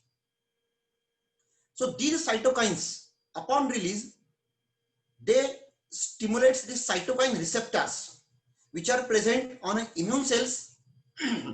These cytokine receptor, upon stimulation of cytokine, transcripts into the DNA with the help of this JAK and STAT pathway, and they produce more amount of pro-inflammatory cells and proliferation of more immune cells. So this cytokine storm is basically an infection. Immune response is generated. As the immune response is dysregulated, it uncontrolled immune cells start stimulating local and systemic inflammatory response, thereby releasing more amount of pro-inflammatory cytokines, many WBCs, and causing a local and systemic tissue damage, thereby leading to variety of clinical manifestations of a cytokine storm. Systemic inflammatory response syndrome, patient may land up into shock, patient may have a frank ARDS, and patient will eventually die. So what are the predictors of cytokine storm? Characteristically, cytokine storm start developing from day 7th till day 12th. So a patient needing oxygen or a patient started developing high-grade fever from day 6, day 7, day 8, it is very essential to vigilantly monitor this patient from day 7 to day 12 to day 13. The incidences of cytokine storm after day 10 or day 13 is absolutely negligible. So it is a game of hardly 2 weeks initially. If the patient is absolutely stable for 7 to 8 days of initial admission and the CT severity index does not go as increasing, the chances of getting a cytokine storm in a given patient is very low. So on day 1 and day 7, the investigations needs to be repeated are HRCT thorax to document the infiltration, whether they have increased, decreased, or they have consolidated, or there are fibrotic bands already produced. Serum ferritin, CRP, D-dimer, IL-6, liver function test, triglyceride, and documentation of high-grade fever. Serum ferritin more than 500, CRP more than 100, D-dimer more than 1000, LDH more than 450, and IL-6 more than 50 times of a normal range we consider as a 8 to 10 are highly suspicious of cytokine storm in a given clinical context. So that is very important. If the patient is not having fever, HRCT does not show deterioration in the clinical picture, deterioration in the radiological progression, and the patient is stable, then these laboratory investigations are apt of no value. Because we have one patient whose serum ferritin was 35,000, CRP was 100, D-dimer was 1,500, and patient was absolutely stable. So we vigilantly monitor this patient for next 4 to 5 days. As the patient has crossed day 12, day 13, we discharge the patient. So in spite of having very high levels of all acute phase reactant. Patient did not deteriorated and patient was stable throughout admission and the patient was discharged. So it is a clinical implication, radiological progression, and levels of acute phase reactant. They are very important in managing a patient of COVID-19. Hello. Then the drugs which are important: hydroxychloroquine. In a short, hello. Yes, sir, we can hear you. Please go ahead. So the hydroxychloroquine, I will just brief. Hydroxychloroquine acts through 3 different mechanisms. One, as the S, with the help of S receptor, as the virus gets into the host cell, it inhibits the RNA dependent RNA polymerase by increasing the concentration of zinc. It also inhibits the viral replication into the endosome's liposome by increasing the pH of endosome and liposome.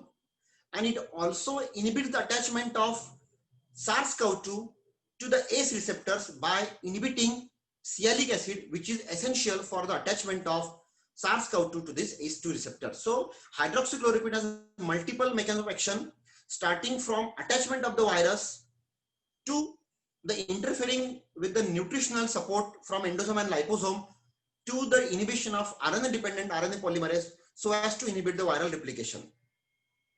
Remdesivir, how does the remdesivir act? Remdesivir basically an adenosine analog.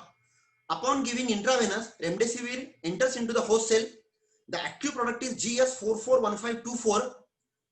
This adenosine is a defective adenosine. This defective adenosine, this RNA-dependent RNA polymerase is get confused, and this incorporate this defective adenosine into the viral genome, making the viral genome defective and thus inhibiting the viral replication. So what are the remdesivir? Because what I have found that a patient, as soon as the patient gets admitted, majority of us starts on remdesivir. Starting remdesivir on day 1 has no value because the viral replication has not started to an extent where it should be. It should be used very judiciously. And the indications of starting the remdesivir is confirmed SARS-CoV-2 infection by a PCR. Patient should have an evident hypoxemia. If the saturation is more than 94%, you ask the patient to go for a 6-minute walk test. During the 6-minute walk test, if the patient develop hypoxemia, if the saturation is less than 94%, that is also ideal candidate for starting remdesivir. And a radiographic infiltrates by doing an X-ray chest or CT scan. What I have found, majority of, in spite of not having a evident hypoxemia and the patient's HRCT is absolutely normal, still majority of us starts on remdesivir. It has no value because remdesivir is not going to work. And if you are using remdesivir where in the initial phase, and if by chance the patients get deteriorated, then you may not have a chance to inhibit the viral replication by again using remdesivir. So it should be used very judiciously in those patients in whom it is indicated. The contraindications are, of course, hypersensitivity to remdesivir, hepatic dysfunction. You need to do a daily LFTs after starting remdesivir. If the levels are increasing more than 5 times the normal, you have to stop the remdesivir and you can restart the remdesivir once the LFTs are coming down. Stage 4 CKD onwards, pregnant or breastfeeding. And what I have found that majority of us using remdesivir, hydroxychloroquine or favipiravir do not use 2 antiviral in a one patient because it has a drug interaction. The efficacy of remdesivir will decrease. And if you are using a dexamethasone, as remdesivir is a strong cytochrome P450 inhibitor, if you are using dexamethasone, the dose should be minimized to 50%. Or else you want to use other steroid like methylprednisolone, you are not supposed to decrease the dose of methylprednisolone when you are using a remdesivir. I have a good experience with the ivermectin when I used hydroxychloroquine that I am going to study, that I am going to elicit in the future slide. Ivermectin, that is what I am saying. Ivermectin is basically acts in a different fashion. How does this ivermectin act? As we all know, the ACE receptors gets attached to this type 2 pneumocytes. After attaching, the viral genome start replicating with the help of RNA-dependent RNA polymerase, and the RNA will come out of the cell. Some of these viral RNA enters into the nucleus with the help of importin alpha and importin beta 1. This will decrease the immunity, and This will flare up the proliferation of more amount of RNA copies by a RNA-dependent RNA polymerase.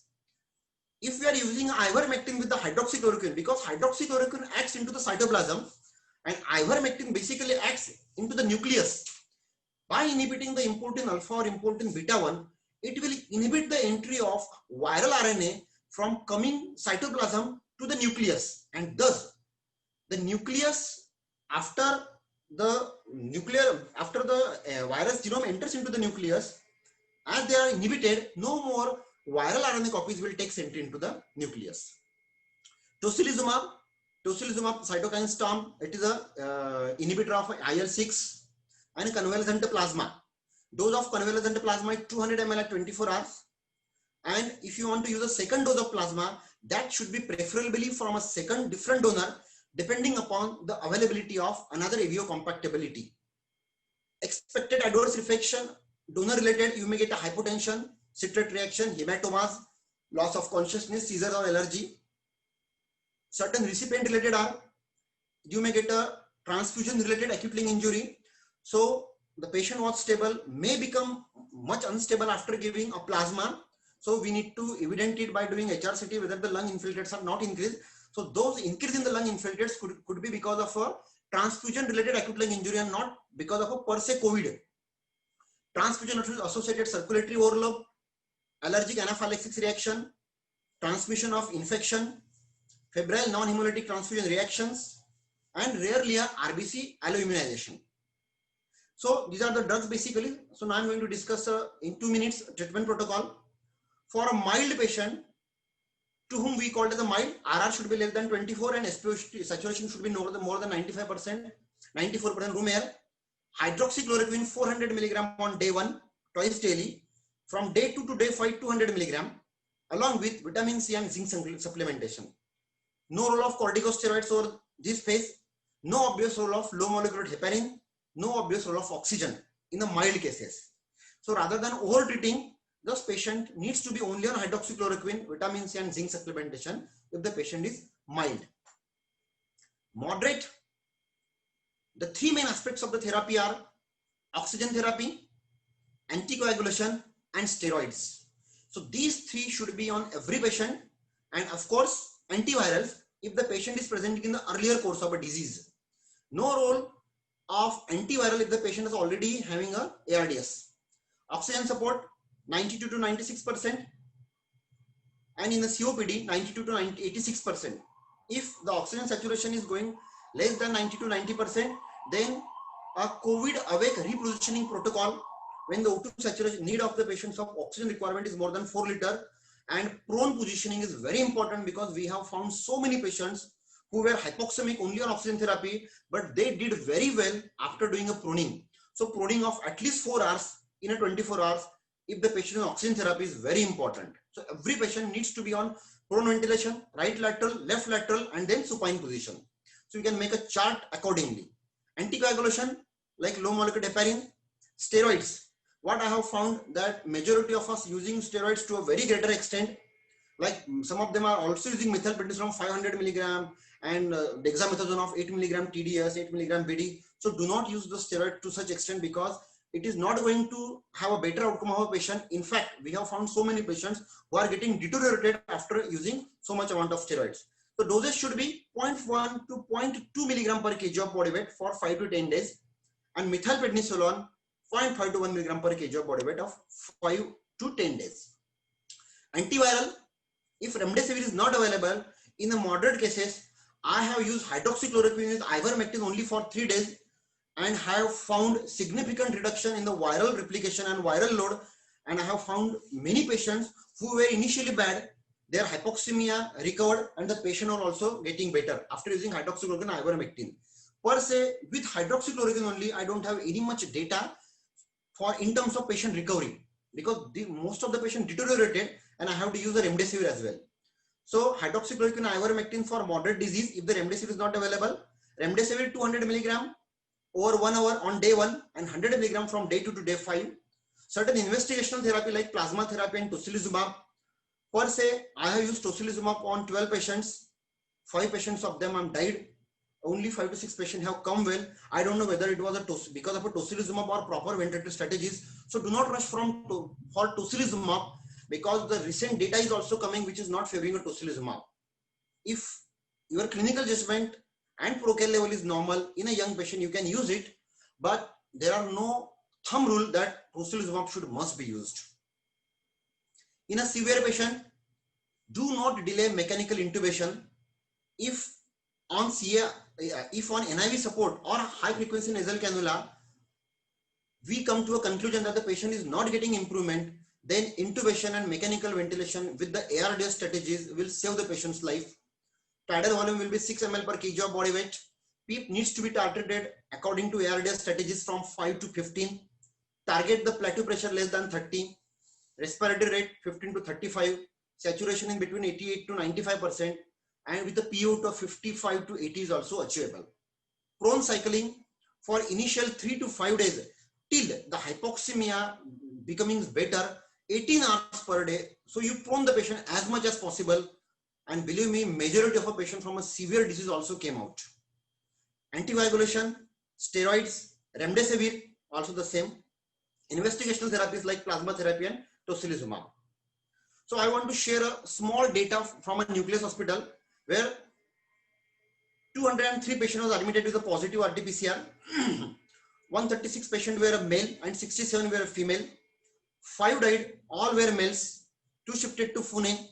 43 needed ventilatory support. 30 was male and 13 was female.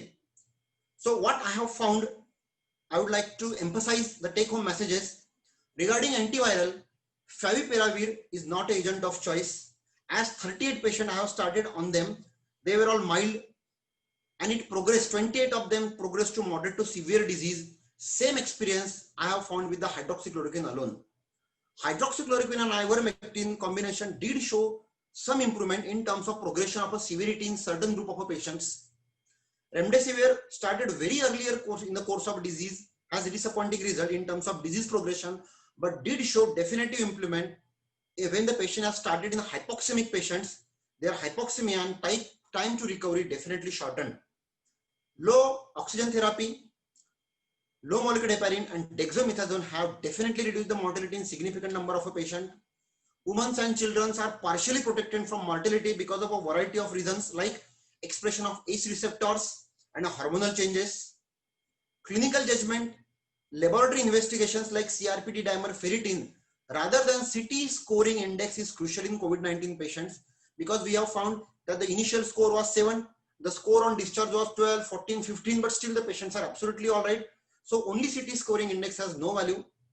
Death in COVID are primarily because of late presentation to the hospital, allowing a viral replication significantly and damaging the tissues.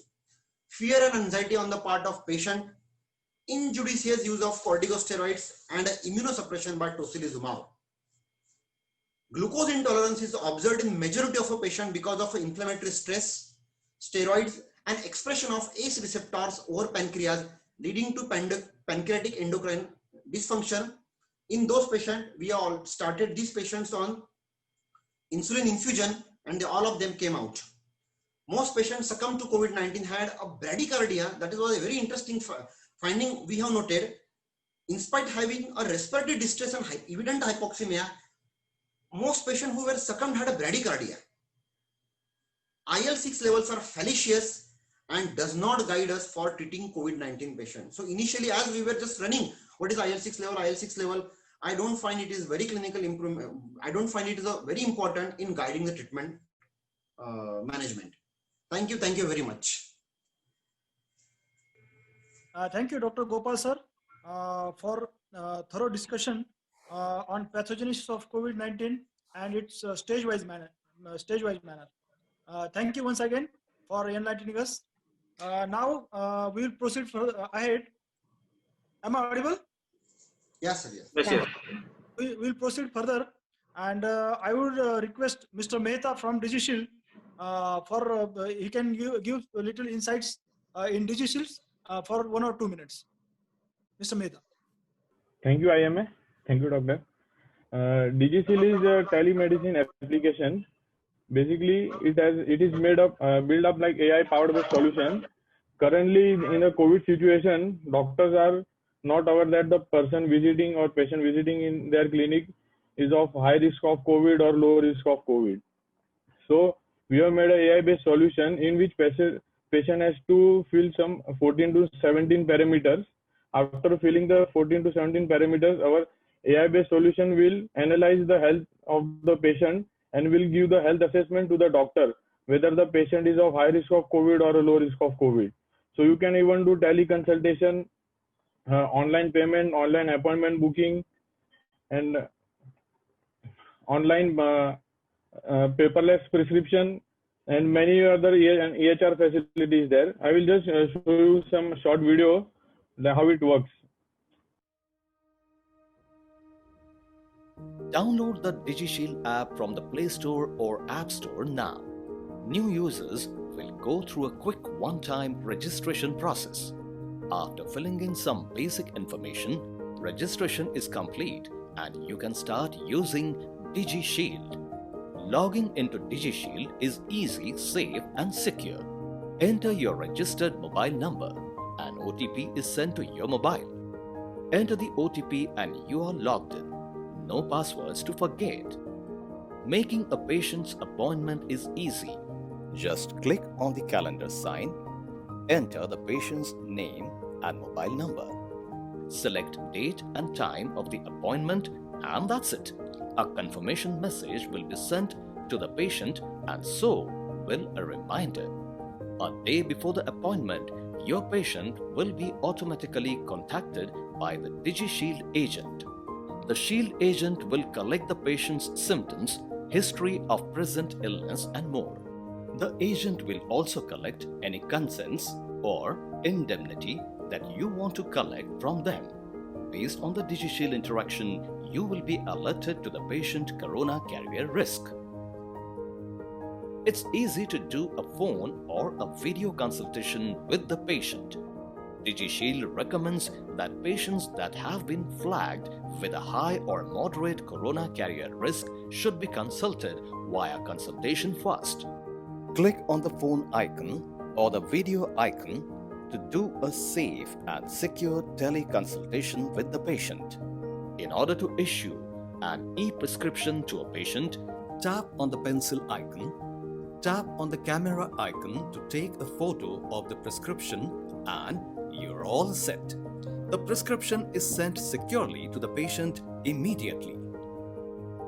DigiShield is easy to use and you will be online within 5 minutes of downloading the app. Download DigiShield on the Android Play Store or Apple App Store today. Protect yourself, your patients, your community. Download DigiShield for free today. We request all the doctors to download the DigiShield app from the Android Play Store and iApp Store. It's free and it's easy to use. If you have any questions regarding the software, you can just ask or you can just answer your question in Q&A or chat box. Thank you.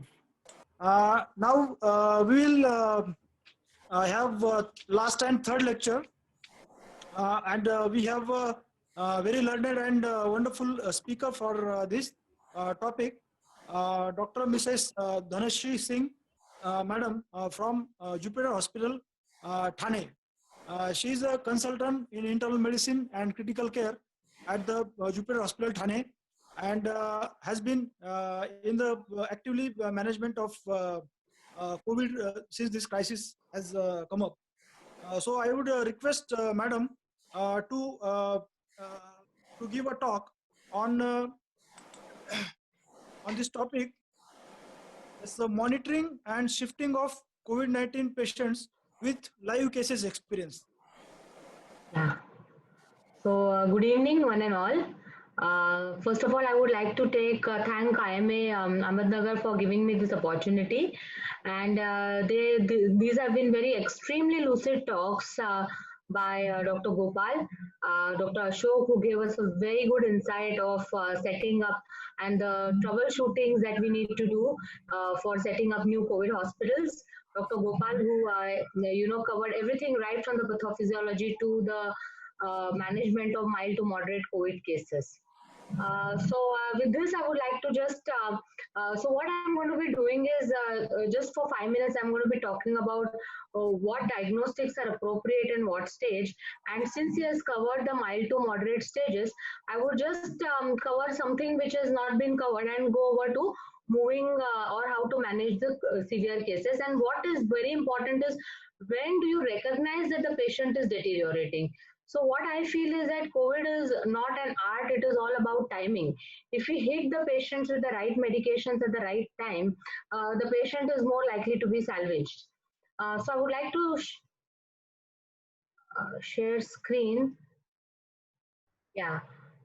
So first of all, this is a disclaimer. I would like to start with that, saying that I'm not a COVID expert.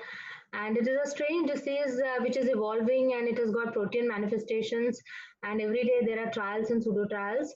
And what seems to be an established science today probably will seem gibberish tomorrow, because now, 15 days back itself, we started getting evolving case reports of tocilizumab not being so effective. Whereas 2 months back, we thought that probably it was a golden drug to save, the critically ill patients with COVID. So every day the science is going to change and we need to keep ourselves abreast of it. So as we know that, COVID is a single-stranded RNA stranded virus, a positive stranded virus with a membrane spike envelope and a nucleocapsid-bound RNA. So this is what is a suspect, probable, and a confirmed case. I'm not going to go into that. Proposed routes of transmission. The infection dynamics quickly, the incubation period is 5 to 14 days. Most of the patients are symptomatic by day 4, day 5, and severe cases develop at the end of 1 week. And the mortality rate is between 2.5 to 4%. And the infection fatality rate may be lower due to higher proportion of asymptomatic cases which are involved. And now the period of transmission begins 24 to 48 hours before the onset of symptoms. That means that asymptomatic carriers are the excellent vectors of infection. And what is so special about this virus is that it has got a very high RO, so that one person can easily transmit, or this transmission rate is anywhere R0 value is between 2 to 3. And we need to make it less than 1 to contain a highly infectious outbreak. And the attack rate, secondary attack rate is documented to be 35 to 40%, but it is much likely to be much higher because of the lower sensitivity of the diagnostic test that we use for the routine testing of the SARS-CoV-2. So this was a slide which was already projected by Dr. Gopal. So why do we need accurate diagnosis? So this virus, first of all, is a very virulent virus, and the virulence doesn't depend only on the viral load. It depends upon a lot of host factors as well. The mortality is 5 times higher than H1N1. You know that the mortality is because of cytokine storm, sepsis, thromboembolism. Now, I would say that not all fevers are COVID. Because now in these monsoon seasons, as a physician, we also need to keep our eyes and ears open and test for other fevers like malaria, dengue, the atypical fevers, allergies, infections. I've seen that patients who land up with diabetes, who land up with breathlessness, often get misdiagnosed as COVID, go to the COVID wards, but DKS and LVS and aspiration pneumonias are also missed. So not all fevers are COVID, and conversely, anything can be COVID. I'm sure in our practice, we have seen a lot of patients who are routinely admitted for our ANC care, asymptomatic traumas on malignancy, and they turn out to be COVID, SARS-CoV positive on admission. So a brief about the diagnostic tests. We RT-PCR is the gold standard. We perform the oropharyngeal as well as the nasopharyngeal swabs. Now, what is very important is the method of collection is important. The timing of collection is important because the sensitivity of the swab increases anywhere from day 4 to day 8 onwards. Day 4 to day 8, the sensitivity of the swab is the highest. So the sensitivity of this swab is between about 65 to 70%. There are still 33% of false negative reports. Now, why I'm saying this is because a lot of time in our hospitals, we are grounded and we are inquired by the relatives as to why they are kept in SARS-CoV-2 units despite of their SARS report being negative. So we need to explain to them that yes, they have got very specific findings on their HRCT. They're clinically behaving like SARS-CoV-2 pneumonias, and therefore they need to be kept in the COVID-2 ICUs. And a negative SARS-CoV-2 does not rule out the presence of SARS-CoV-2 infection. So there are 33% chances of being false negative. So then BAL samples are better if it is possible to do a BAL, because the sensitivity of BAL samples showing your RT-PCR positive is close to 92%. So the PCRs target various genes. In India, we usually do the E gene followed by the confirmatory RDRP, that is the RNA-dependent RNA polymerase gene or the nucleocapsid gene. Nowadays, we have got the rapid methods, which are the serology methods. So the antigen testing, if it is done on time, so that is about 40%. The sensitivity of the antigen test is between 50 to 60%. So that gives you a result instantaneously, and we can have a quick diagnosis of an antigen, but its sensitivity is lesser as compared to RT-PCRs. And then we have the antibody detection. So the timing of antibody detection is very important, as Dr. Gopal has already highlighted adequately, that if we send the antibodies after day 7, we are likely to get a positive report. So it is first the IgM which appears, followed by the appearance of the IgG antibodies. So this is the difference between the PCR and antibody. So oropharyngeal, nasopharyngeal, these are quick serological methods. Their sensitivity of antibody testing is about 90%. Now, if you ask me you could argue that this antibody test could be falsely positive. But it has been found out that the double ELISA sandwich method is extremely specific for your SARS-CoV-2. So it eliminates your false positives. Though we have seen some cross-reactivity with the dengue antigen, we get a lot of dengue IgGs which are positive in patients who are actually behaving like SARS-CoV-2. What is very important as clinicians to know is that an RT-PCR diagnoses an active infection, whereas an antibody test is used to know the prevalence of the infection, and it can be also used as immune passports to know if the individuals are already infected or no. Now, something which is unclear is that whether the protection lasts for lifelong or whether these antibodies are protective or not is something which we don't know. So now, a quick word about the HRCT findings in the COVID. So in COVID, HRCT is a very sensitive marker to diagnose COVID, and it also prognosticates the severity of COVID. So what is typical in the HRCT is peripheral subpleural ground glass opacities. You also get this crazy pavement appearance, that is because of the thickening of the interlobular septa. We get a reverse halo sign which is seen. Sometimes you get nodular infiltrates. Now, what is uncommon or not seen in COVID is the presence of an air bronchogram with a typical community-acquired pneumonia-like picture of a lobar consolidation. Something which is also not seen is presence of lymphadenopathy, presence of effusions. Pleural effusions, pericardial effusions are very rare in COVID. So if you get that in any of your patients, you should think of alternative diagnosis. So now, these are the symptoms which Dr. Gopal has already highlighted. So now just going over, so what is a SARI? What does severe acute respiratory infection means? Any fever which is more than 38 degrees with cough in the last 10 days and which requires hospitalization is qualified to be called as a SARI. And what is respiratory failure? It is represents the failure of the lung to maintain an adequate gas exchange. It is characterized by ABG abnormalities in terms of PaO2 which is less than 60 or PCO2 more than 60 with a drop of less than 94% saturations on room air. So now these are the NIH classification which divides COVID-19 into asymptomatic, mild, moderate, severe and critical illness. Now, it is very important for us to be aware of these and to be able to identify which patients fall in which category so as to know what the treatment strategies are to be implemented. So what is a mild illness? Any complaints, any fever with non-specific viral complaints, fever, throat, sore throat, malaise, body ache, pain, muscle pain, but there is no dyspnea. What is moderate illness? Moderate illness is any of the above with a saturation of more than 94% with evidence of respiratory or infiltrates which are seen in the CT. And what is a severe illness? So any person who comes with hypoxemia, saturations less than 94%, or a PaO2 FiO2 ratio of less than 300, with tachypnea, with lung infiltrates more than 50%, qualify to have a severe illness. And critical illness are those patients who land up with respiratory failure, septic shock, and multi-organ dysfunction. So now, as I said, we go over to the case. So we'll just commence with a clinically oriented discussion.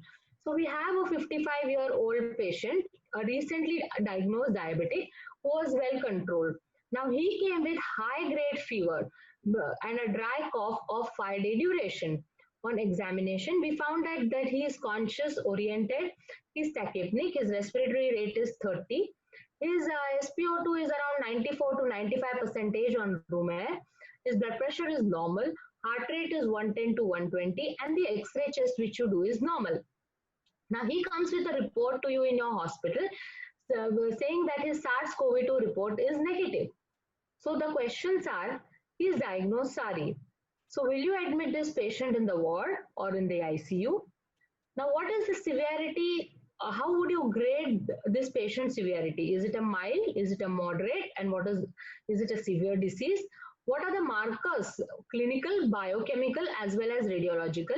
And how will you prognosticate at the time of admission? So anybody in the audience who wants to take the question? Anybody in the audience who wants to take the question? Yeah, so anybody in the audience who wants to take a question? Now this patient comes to you, SARS-CoV-2 negative report, an X-ray chest which is normal, high-grade fever in this season, a diabetic. So what would you do? Admit him? Yes.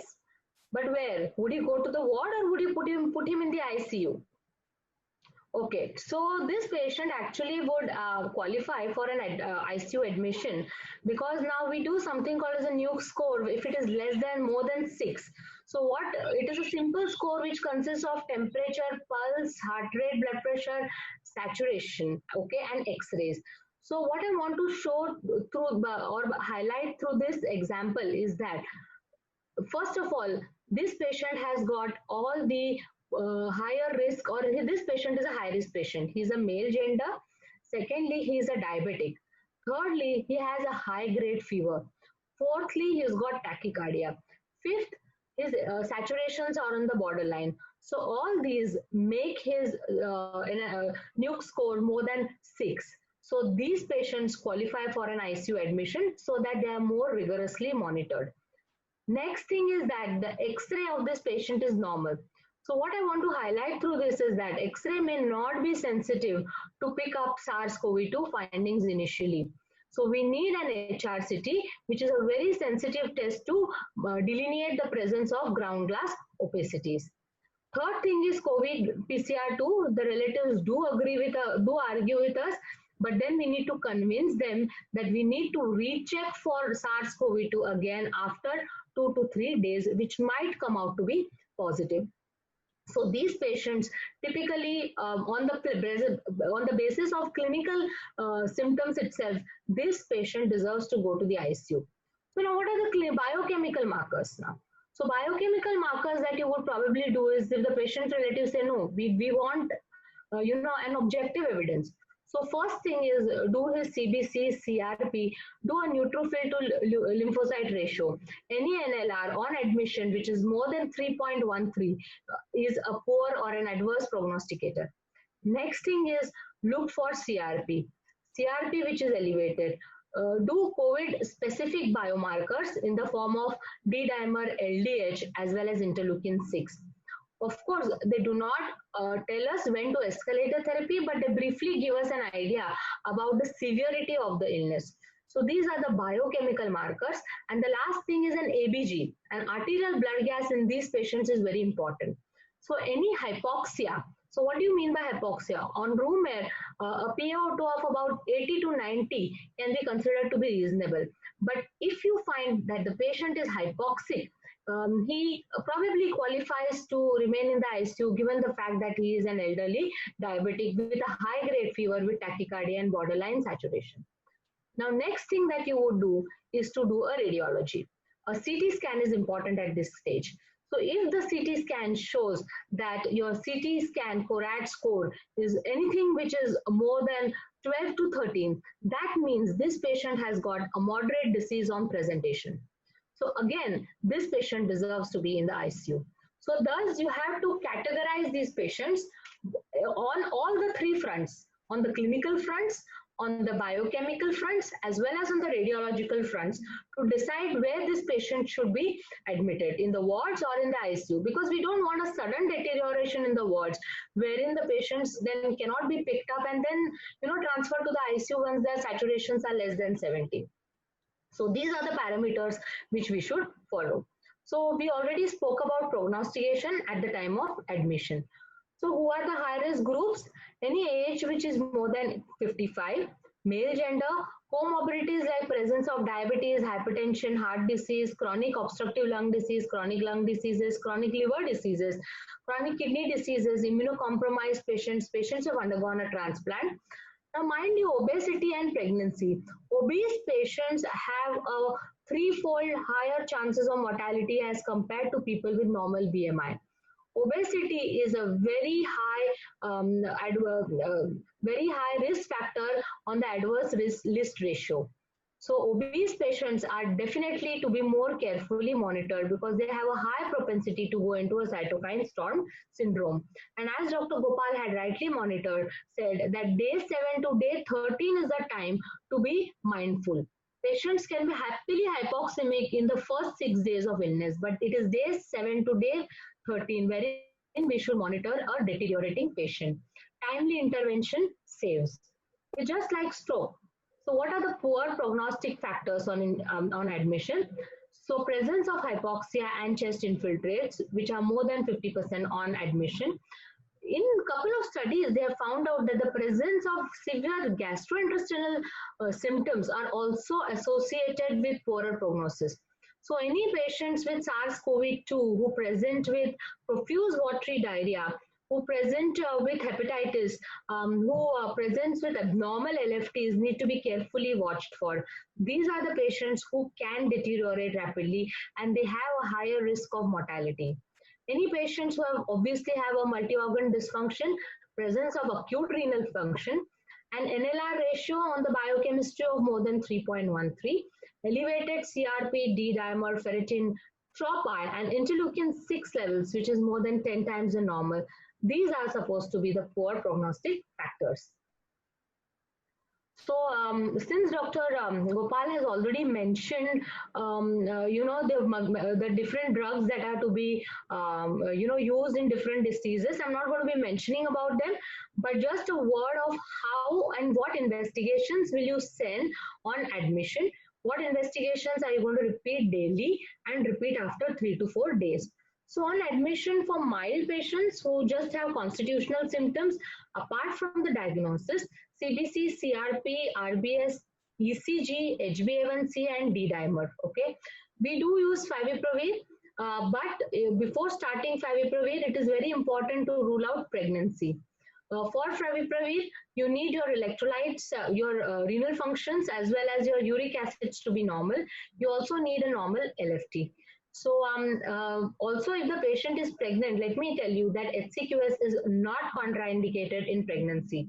HCQS can be given in pregnancy, even azithromycin can be given in pregnancy. There are lots of drugs which are used for mild to moderate cases like ivermectin, doxycycline, favipiravir, azithromycin. And as Dr. Gopal has rightly pointed out, ivermectin with doxycycline does give us a favorable outcome even in mild to moderate cases in case remdesivir is not available. Now for moderate patients, we send a CBC with a differential count. We send a procalcitonin level. We send a complete LFT, RFT electrolytes, and we send a specific, in our hospital, we have a specific COVID panel. So this COVID panel includes your CRP, LDH, D-dimer, ferritin, interleukin-6. It includes a TROP-T. And apart from that, it also includes your ABGs and your HRCT chest wherever indicated. The next that we do for moderate cases is to do an ECG and do a 2D echo, because many a times we see myocarditis as a complication or as a concomitant process of SARS-CoV-2 infection. What do we do for the severe cases? For the patients who are admitted in the ICU, all the routine investigations, a dedicated COVID panel, and in addition to that, we also do an anti-proBNP and blood cultures, especially if the counts are very high. So what do we repeat daily in our ICUs? We repeat CBC, CRP, SGOT, SGPT. We do an ABG on of all the patients daily who are on the ventilator, and an X-ray chest with creatinine and electrolytes. What do we repeat after every 72 hours? Now, something which is very important to know is that monitoring the clinical parameters is important, but more important than this is monitoring your clinical symptoms. So what are you going to tell your patients who are mild or moderate? So you have to tell them, some patients wish to be home quarantine, mild cases. So what red flags do you make them aware of? So the red flags that they should be told of is that if you have a persistent high-grade fever, if you have any new onset of myalgias or severe body ache or muscle pain, if you have a severe weakness, or if you start desaturating. So out of these, the fourth point is known to all the patients. They sit at home with saturation monitoring, and then they come to us once the SpO2 start dropping to more than 95. But they are not aware of the first three parameters. So it is very important for us to tell them that if you are sitting at home with high-grade fevers or with severe myalgias, muscle pains, or if you develop a new onset of weakness, hypotension, please report to the hospital, because that is what heralds a cytokine storm early, rather than waiting your saturations to drop. The biochemical markers like the D-dimer, ferritin, and LDH are used to prognosticate the disease. Yes, in a young patient with a normal PCT, with an interleukin 6 level, which is more than 10 times the normal, we can use our clinical judgment to decide whether tocilizumab should be given or no. But that is not the only indicators. We have seen patients with normal CRPs and normal IL-6 levels have a very bad cytokine storm. And conversely, patients with very high biochemical markers are behaving stable. So a clinical judgment or a clinical prudent judgment is very, very important. So these are the generalized measures which we take when the patients are admitted. Each and every patient is monitored. He gets a pulse oximeter, he gets his own thermometer. They start monitoring the saturations at rest as well as with a 6-minute walk test. The minute the saturations drop to less than 94, they are placed on oxygen cannulas. The aim is to maintain the saturations of above 95 in the wards. A very important part is counseling of the patients as well as the relatives, which is done by the psychologists. They do not have any dietary restrictions, normal feeding, and they are asked to feed orally. Now, it is very important, as Dr. Gopal pointed out, that hyperglycemia also accompanies SARS-CoV-2, even in the absence of steroid therapy. So it is very important to monitor their sugars and very important to keep their sugars less than 180. Please avoid using NSAIDs, except if the patient has got very severe episodes of migraine which are not getting controlled with IV paracetamol and the routine supportive measures. So avoid using NSAIDs for high-grade fevers. Also in the wards, to prevent the aerosol creation, we use MDIs with spacers rather than nebulizers. And it is also very important to, suspect or in critically ill patients to upgrade your antibiotics as per your institutional antimicrobiogram, because secondary sepsis is something which is very common. So what are the, as Dr. Gopal has rightly mentioned, the drugs which are to be used, for the treatment of SARS-CoV-2. So I'm just going to brief about what are the contraindications. So yes, HCQS, a very good drug. So when should it not be used? Before starting HCQS, what you should do? First is any allergy to HCQS should be ruled out. Secondly is an ECG. So a prolonged QT interval of more than 480 is a contraindication. So history of pre-existing cardiomyopathy, retinopathy, unexplained syncope, history of epilepsy, G6PD deficiency is a contraindication to using your HCQS therapy. So make sure that you take your ECGs before you start your HCQS. In elderly cardiac patients, make sure that they do not have history of arrhythmias, before starting HCQS therapy. So ivermectin and doxycycline are good drugs to be used in these patients. Now for favipiravir, rule out pregnancy, rule out hyperuricemia, and rule out hepatorenal impairment. Second thing is that, so one is your antiviral therapy. So for mild to moderate cases, we use HCQS, ivermectin, doxycycline, we use azithromycin in certain cases, and then for moderate cases, we use remdesivir. So these are the antivirals. The next thing is the anticoagulation. So this is depending on what your D-dimer levels are. If your D-dimer levels are less than 500, you need to anticoagulate them with OD doses of low molecular weight heparin.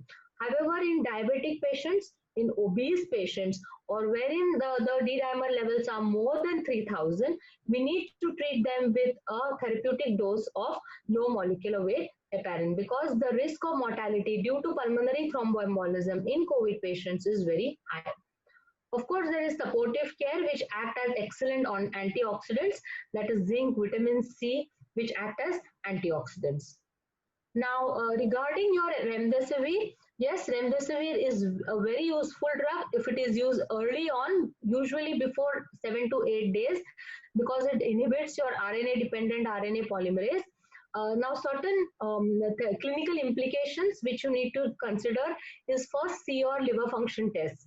So if your LFTs are elevated, or if your SGOT-PT is more than 5 times the normal limit, that is hepatitis, so remdesivir is contraindicated in these cases. Pregnancy is again a contraindication to starting remdesivir, and a severe renal impairment of a creat clearance of less than 30, or the patients who are on dialysis, is a contraindication for using remdesivir. So obviously, co-administration of HCQS with remdesivir should be avoided, and co-administration of remdesivir with dexamethasone should be avoided. Now, steroids, they are the cornerstone of therapy, or they are the cornerstone of treatment in a rapidly deteriorating patient. And we more often tend to use methylprednisolone in the dose of 0.5 to 1 mg per kg for 3 to 5 patients in our patients in the ICU. So prone positioning is extremely important, and followed by supportive therapy. So this is a brief word about tocilizumab. Now, it is an IL-6 inhibitor. It is not a golden drug, which is, which kind of, it's not a magic wand on the SARS-CoV-2 patients. We use it with clinical discretion. So early tocilizumab is more useful. Now, different studies have shown that when the PF ratio is less than 150, or if the patient has got a sudden increase in the O2 requirement, or if there is an increase in the X-ray chest infiltrates, that is the right time to dose the patient with remdesivir. So what do we do first? We document a normal procalcitonin. Next thing is that the dose of remdesivir is 4 to 8 mg per kg. So maximum of 800 mg is used. So we usually give 400 mg on day 1, and only if clinically indicated we repeat the dose. Otherwise, we do not repeat the dose. Now, what if IV formulations are not available? Now, this is a very common scenario in which the IV preparations of remdesivir are not, of tocilizumab is not available. So in this case, even subcutaneous tocilizumab can be used. The dose is 162 micrograms. 2 doses are used. It is different studies have shown out that it is equally effective as compared to IV tocilizumab. However, in patients with septic shock, its bioavailability is questionable because its absorption is very haphazard. So as I said, with tocilizumab, timely tocilizumab is important. And after tocilizumab, what is important is that monitor your patients for development of secondary sepsis. So any hypotension which is unexplained, Even after changing the lines in the ICU, any development of new infiltrates in the chest after giving tocilizumab therapies, any patient who clinically worsens after tocilizumab therapy, secondary sepsis, bacterial as well as fungal should be kept in mind. So what are the ICU strategies? We use the ARC. Basically, COVID is a new game for physicians, the intensivists, the microbiologists, as well as the infectious disease specialists. But the ICU management strategies remain the same. They are the same like any other ARDS which they use as per the ARDS NET protocol. Now, as Dr. Gopal had rightly pointed out that there are type L phenotypes wherein the problem is mainly the hypoxia. So these patients do well even with CMV modes of ventilation. But otherwise in other patients, we use the ARDS protocol. A volume restricted strategy is used, 4 to 6 ml per kg of tidal volume. We target plateau pressures of less than 30. Now, if the patient is tachypneic, so what do we do in our institution is that once the patient has started to deteriorate and he is shifted to the intensive care, in that case we have got high flow nasal prongs. So high flow nasal prongs are really important, and they are a step to bridge between invasive ventilation. So some patients do well even with high flow nasal prongs and without the need of getting invasively ventilated. The next step-up therapy is your NIV. It is very important for us to remember that the NIV from the ventilator source and not your portable small NIV machines, because they are not good enough to cope up with the patient's massive hypoxia. So if the patient develops, hypoxia, despite of being on, high flow HFNP, the next strategy is to invasively ventilate the patient earlier than later. Okay, so if and of course we prone the patient. Proning is done if the PF ratio is less than 150. It is typically done for 18 to 20 hours a day, and it is seen that it is proning is a very effective strategy. We have gotten very excellent results by simply proning the patients, and they have shown a marked improvement in their PaO2 by FiO2 ratios. What do we do is we prone them very early, and it is very important for the ICU staff to know how to prone a patient, because many times at the time of proning, the ventilatory circuits can get disconnected, the lines can get loosened. So it is very important to check or tick your checklist before you prone the patient. It is important also in the ICUs to use your HME filters, closed inline catheters, and obviously we do not give nebulizations because of fear of creating the aerosols. So ICU strategies, again, avoid disconnecting from the ventilator to avoid the PEEP loss. So we strongly discourage patients to be shifted from one institute to other, especially when they have high demand of PEEP and high FiO2 demands. Especially when we have COVID positive hospitals and a COVID negative hospital, the process of transport itself makes the patient lose his valuable PEEP and the patient deteriorates in the way. So avoid disconnecting a patient from the ventilator who has got high FiO2 and high PEEP requirements. As far as the fluid strategies are concerned, restrictive fluid strategies are used. NORAD should be used to keep a MAP of more than 65 to 70. Now, what is something as a which as a daily, on your daily rounds as a physician or as an intensivist, one must clinically monitor? So apart from all these clinical and biochemical markers and radiology, always look for new onset of pneumonia. Look for new onset of thrombotic events. Very frequently on the rounds, we see that the patient who was having a saturation of 96% suddenly desaturates, and the CTPA shows a large segmental pulmonary thromboembolism. So we need to pick up for new, thrombotic events. Patients do have strokes. So do perform a quick CNS examination of your conscious patients daily to ensuring that they are not developing a stroke.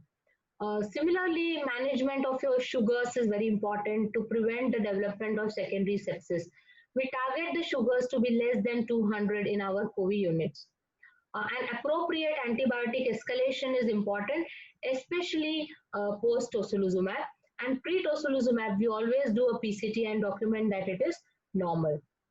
So now prone ventilation, CARP protocol is implemented in the wards. So that is conscious, awake, repositioning protocol. So what do we do is the patient right lateral for 2 hours, on the left lateral for 2 hours, prone position. Prone is advocated when the patient's O2 requirements are more than 4 liters per minute.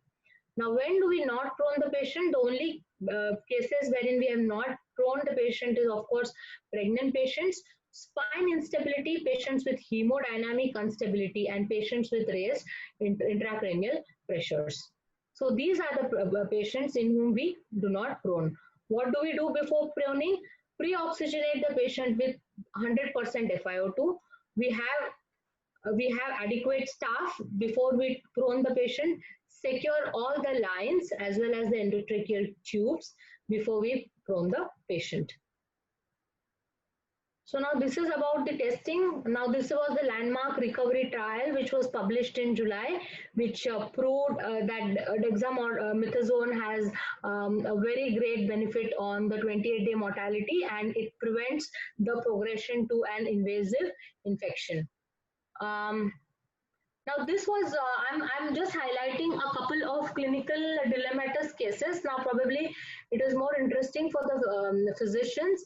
Now this is a currently admitted patient with us who is a patient of 65-year-old, who is a patient of chronic liver disease, NASH, cirrhosis, admitted with high-grade fever for 5 days, loose motions and poor appetite. Now this patient was diagnosed to be COVID positive. On admission, we sent the COVID panels, LFTs, they were all normal. The patient had high fever. So we started the patient, we avoided, giving antivirals to this patient because this patient had normal saturations. And since we thought that this patient has CLD, we started the patient on ivermectin, doxycycline, anti-flu, Piptaz was given. Now suddenly the patient becomes hypotensive, the patient's fever spikes increase, and she starts giving us signals of a cytokine storm syndrome. We do the procalcitonin levels. The procalcitonin levels are 0.2. The LFTs are normal. The blood cultures are normal. And the BDG levels are sent.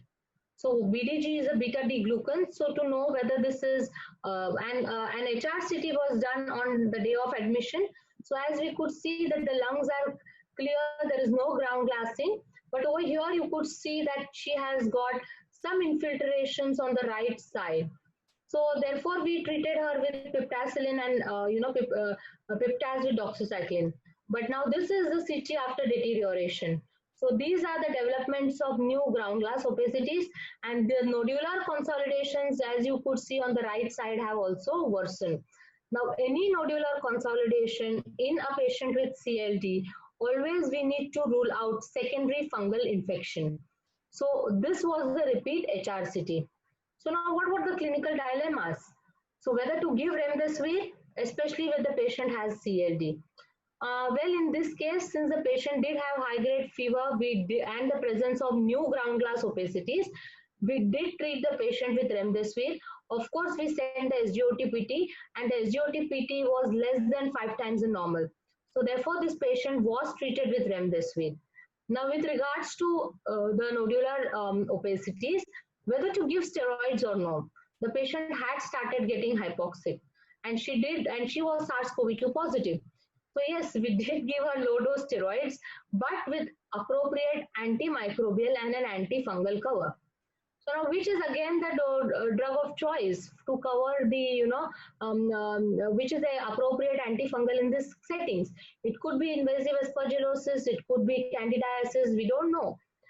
So what we did was we had a discussion with the, the liver team. So who initially said that we should probably treat this patient with micafungin. So we started this patient on micafungin, low-dose steroids, antimicrobials were continued.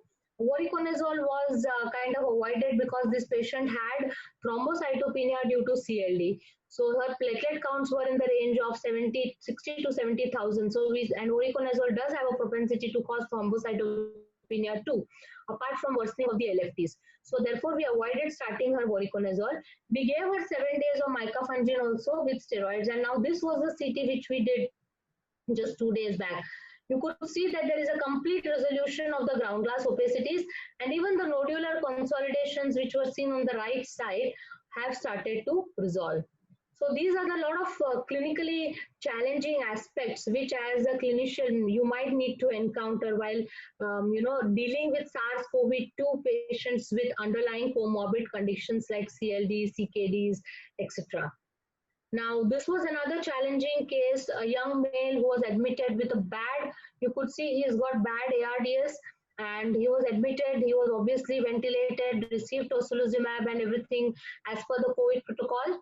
And however, despite of everything, good ICU care, he is refusing to improve. And we're seeing a lot of secondary sepsis in these cases. We can see that his tracheal cultures are growing Acinetobacter, which is XZR, that is only colistin sensitive Acinetobacter is grown in these cases. So this patient is being treated currently with colistin and minocycline in addition to the supportive care, anticoagulation, and so on and so forth. So challenges in ventilation in these patients, challenges of secondary sepsis. These patients due to sepsis are auto-anticoagulated, challenges of secondary thromboembolism, challenges of other comorbid conditions. All these things are, they become very difficult to be managed, and they need to be managed as a multidisciplinary team along with taking help of our other tertiary or super specialties too. So in these patients, this patient we sent our BDG levels. So the BDG levels have come out to be normal. There is no evidence of fungal sepsis. So this patient is currently improving on a combination of colistin and minocycline in addition to careful anticoagulation. So COVID with sepsis, again a very big therapeutic challenge to be managed. These are the various clinical dilemmas that we come across in our patients. We see patients who present with strokes. We see patients who present with heart failure and myocarditis and then being diagnosed as COVID. Clinically, we are getting to see a lot of neurological symptoms in patients who are diagnosed then as COVID. So we see a lot of vestibular neuritis. So we see typically elderly people who come with weakness, with giddiness. So they typically have vestibular symptoms of vertigo. So these also turn out to be SARS-CoV-2 positive. So neurological symptoms in the form of giddiness, strokes, GBS. GBS is seen in post-COVID-2 recovery in patients. Similarly, we see a lot of ACS, pulmonary thromboembolisms. So COVID in short is a multi-system disorder, and we need to monitor these patients carefully. But let me tell you that these patients give us extremely gratifying results, once they make it. So why I put this patient is, this patient came to us just for a follow-up 2 days back. An elderly patient who underwent a tracheostomy, who had GBS, received IVIG, followed by plasmapheresis. He had secondary sepsis, he had myocarditis, but this is how he came to our OPD 2-3 days back in a conscious oriented state. So at the end of the day, it is a very rewarding condition. If we manage to deal with the complications well on time, we get extremely gratifying results. So I encourage the physicians to, be very proactive in managing the SARS-CoV-2, and I'm very sure with the kind of protocols, the robust protocols the IMA has put up, SARS-CoV-2 will be very, very efficiently managed in your district as well. So with this, I would like to thank you all for your patient listening. And again, once again, thank you IMA Ahmednagar for giving me this wonderful opportunity. Thank you one and all. Thank you, madam, for this wonderful sharing of knowledge. Narode sir, Yeah, question आहे ते एक दोन. it is only sir. There one. are Yeah. there are two questions. One has been already answered by both the speakers, Dr. Gopal sir and Dr. Dhanashri ma'am. It was related to drugs used in COVID and scientific basis for its use. I think all the drugs have been thoroughly discussed here. The next question is very interesting, and I wonder whether any of the speaker has answer for this. So I would just share the question. So one audience wants to know when this pandemic will come to an end. An interesting question indeed. So there are different models which are predicted, you know. So some say that we probably may have a second peak, but 1.5 to 2 years is the timeline that we are probably looking at. My God. More than development of a very effective vaccine early on. So once we have a more than 60% herd immunity in the community, so that's when we say that we'll be able to, or if the R naught becomes less than 1, so that's when we say that we are able to control the outbreak or to control the pandemic. Then we could just have sporadic cases off and on. Thank you, ma'am. One more question, ma'am. What is the role of SCQS in prophylactic use in healthcare workers? Yeah, there are two schools of thought. One school of thought does encourage because the modes of action of HCQS are multifocal. It is definitely advisable for the HCQS to continue with the HCQ with the prophylaxis as advocated by the ICMR. Trials from the US as well as the Europe are conflicting, but the ICMR gives a robust recommendation of taking HCQS in the dose of 400 mg BD on day 1, followed by 400 mg every weekly for about 8 weeks in the healthcare workers. So it is judicious to take HCQS after ruling out the contraindications. So if you have a history of G6PD deficiency or a hypersensitivity to hydroxychloroquine, or if you have got some cardiomyopathy and undiagnosed cardiac illness, please do not take it. Okay. One more question, ma'am. If ANC patient is COVID positive, and after how many days we can post her for LSS? Now, today is her 10th day, and today her PCR is negative, but and she is willing for elective LSS. Yeah, so if the PCR is if it is an elective LSCS and if the PCR is negative on day 10, usually they tend to shed the virus by 8 to 10th day. So if she has been previously positive and the SARS-CoV-2 is negative, that means that she has already shed the virus. So she can be definitely 4. That means that what she's shedding is the dead particles or the non-infectious particles. Okay. Even then she can be posted. Of course, timing of delivery is something which should be dictated clinically by an obstetrician. It should be irrespective of your SARS-CoV-2, because there are multiple papers now which have shown that pregnancy does not have an adverse outcome on SARS-CoV-2 and vice versa. Okay. And luckily, there are very, very, very few reports of vertical transmission as well. Yeah, thank you, ma'am. I think there are no more questions now. It's already 10:30 now. So I would like to thank you all our speakers. It was not possible without you, ma'am, because all the speakers were ready on a single phone call only. So thank you very much for your participation and your lucid presentations, and to know more about recent managements and what are going on for COVID patients nowadays. Thank you very much. And thank you Digital, who has given this platform for IMA Ahmednagar. And thank you all participants for attending. Almost more than 100 people were there live today in our webinar. Thank you, ma'am. 104. Okay, 106. Yeah. Thank you, ma'am. Okay. Thank you. Thank you, Dr. Ashok. Thank you. Yeah, thank you.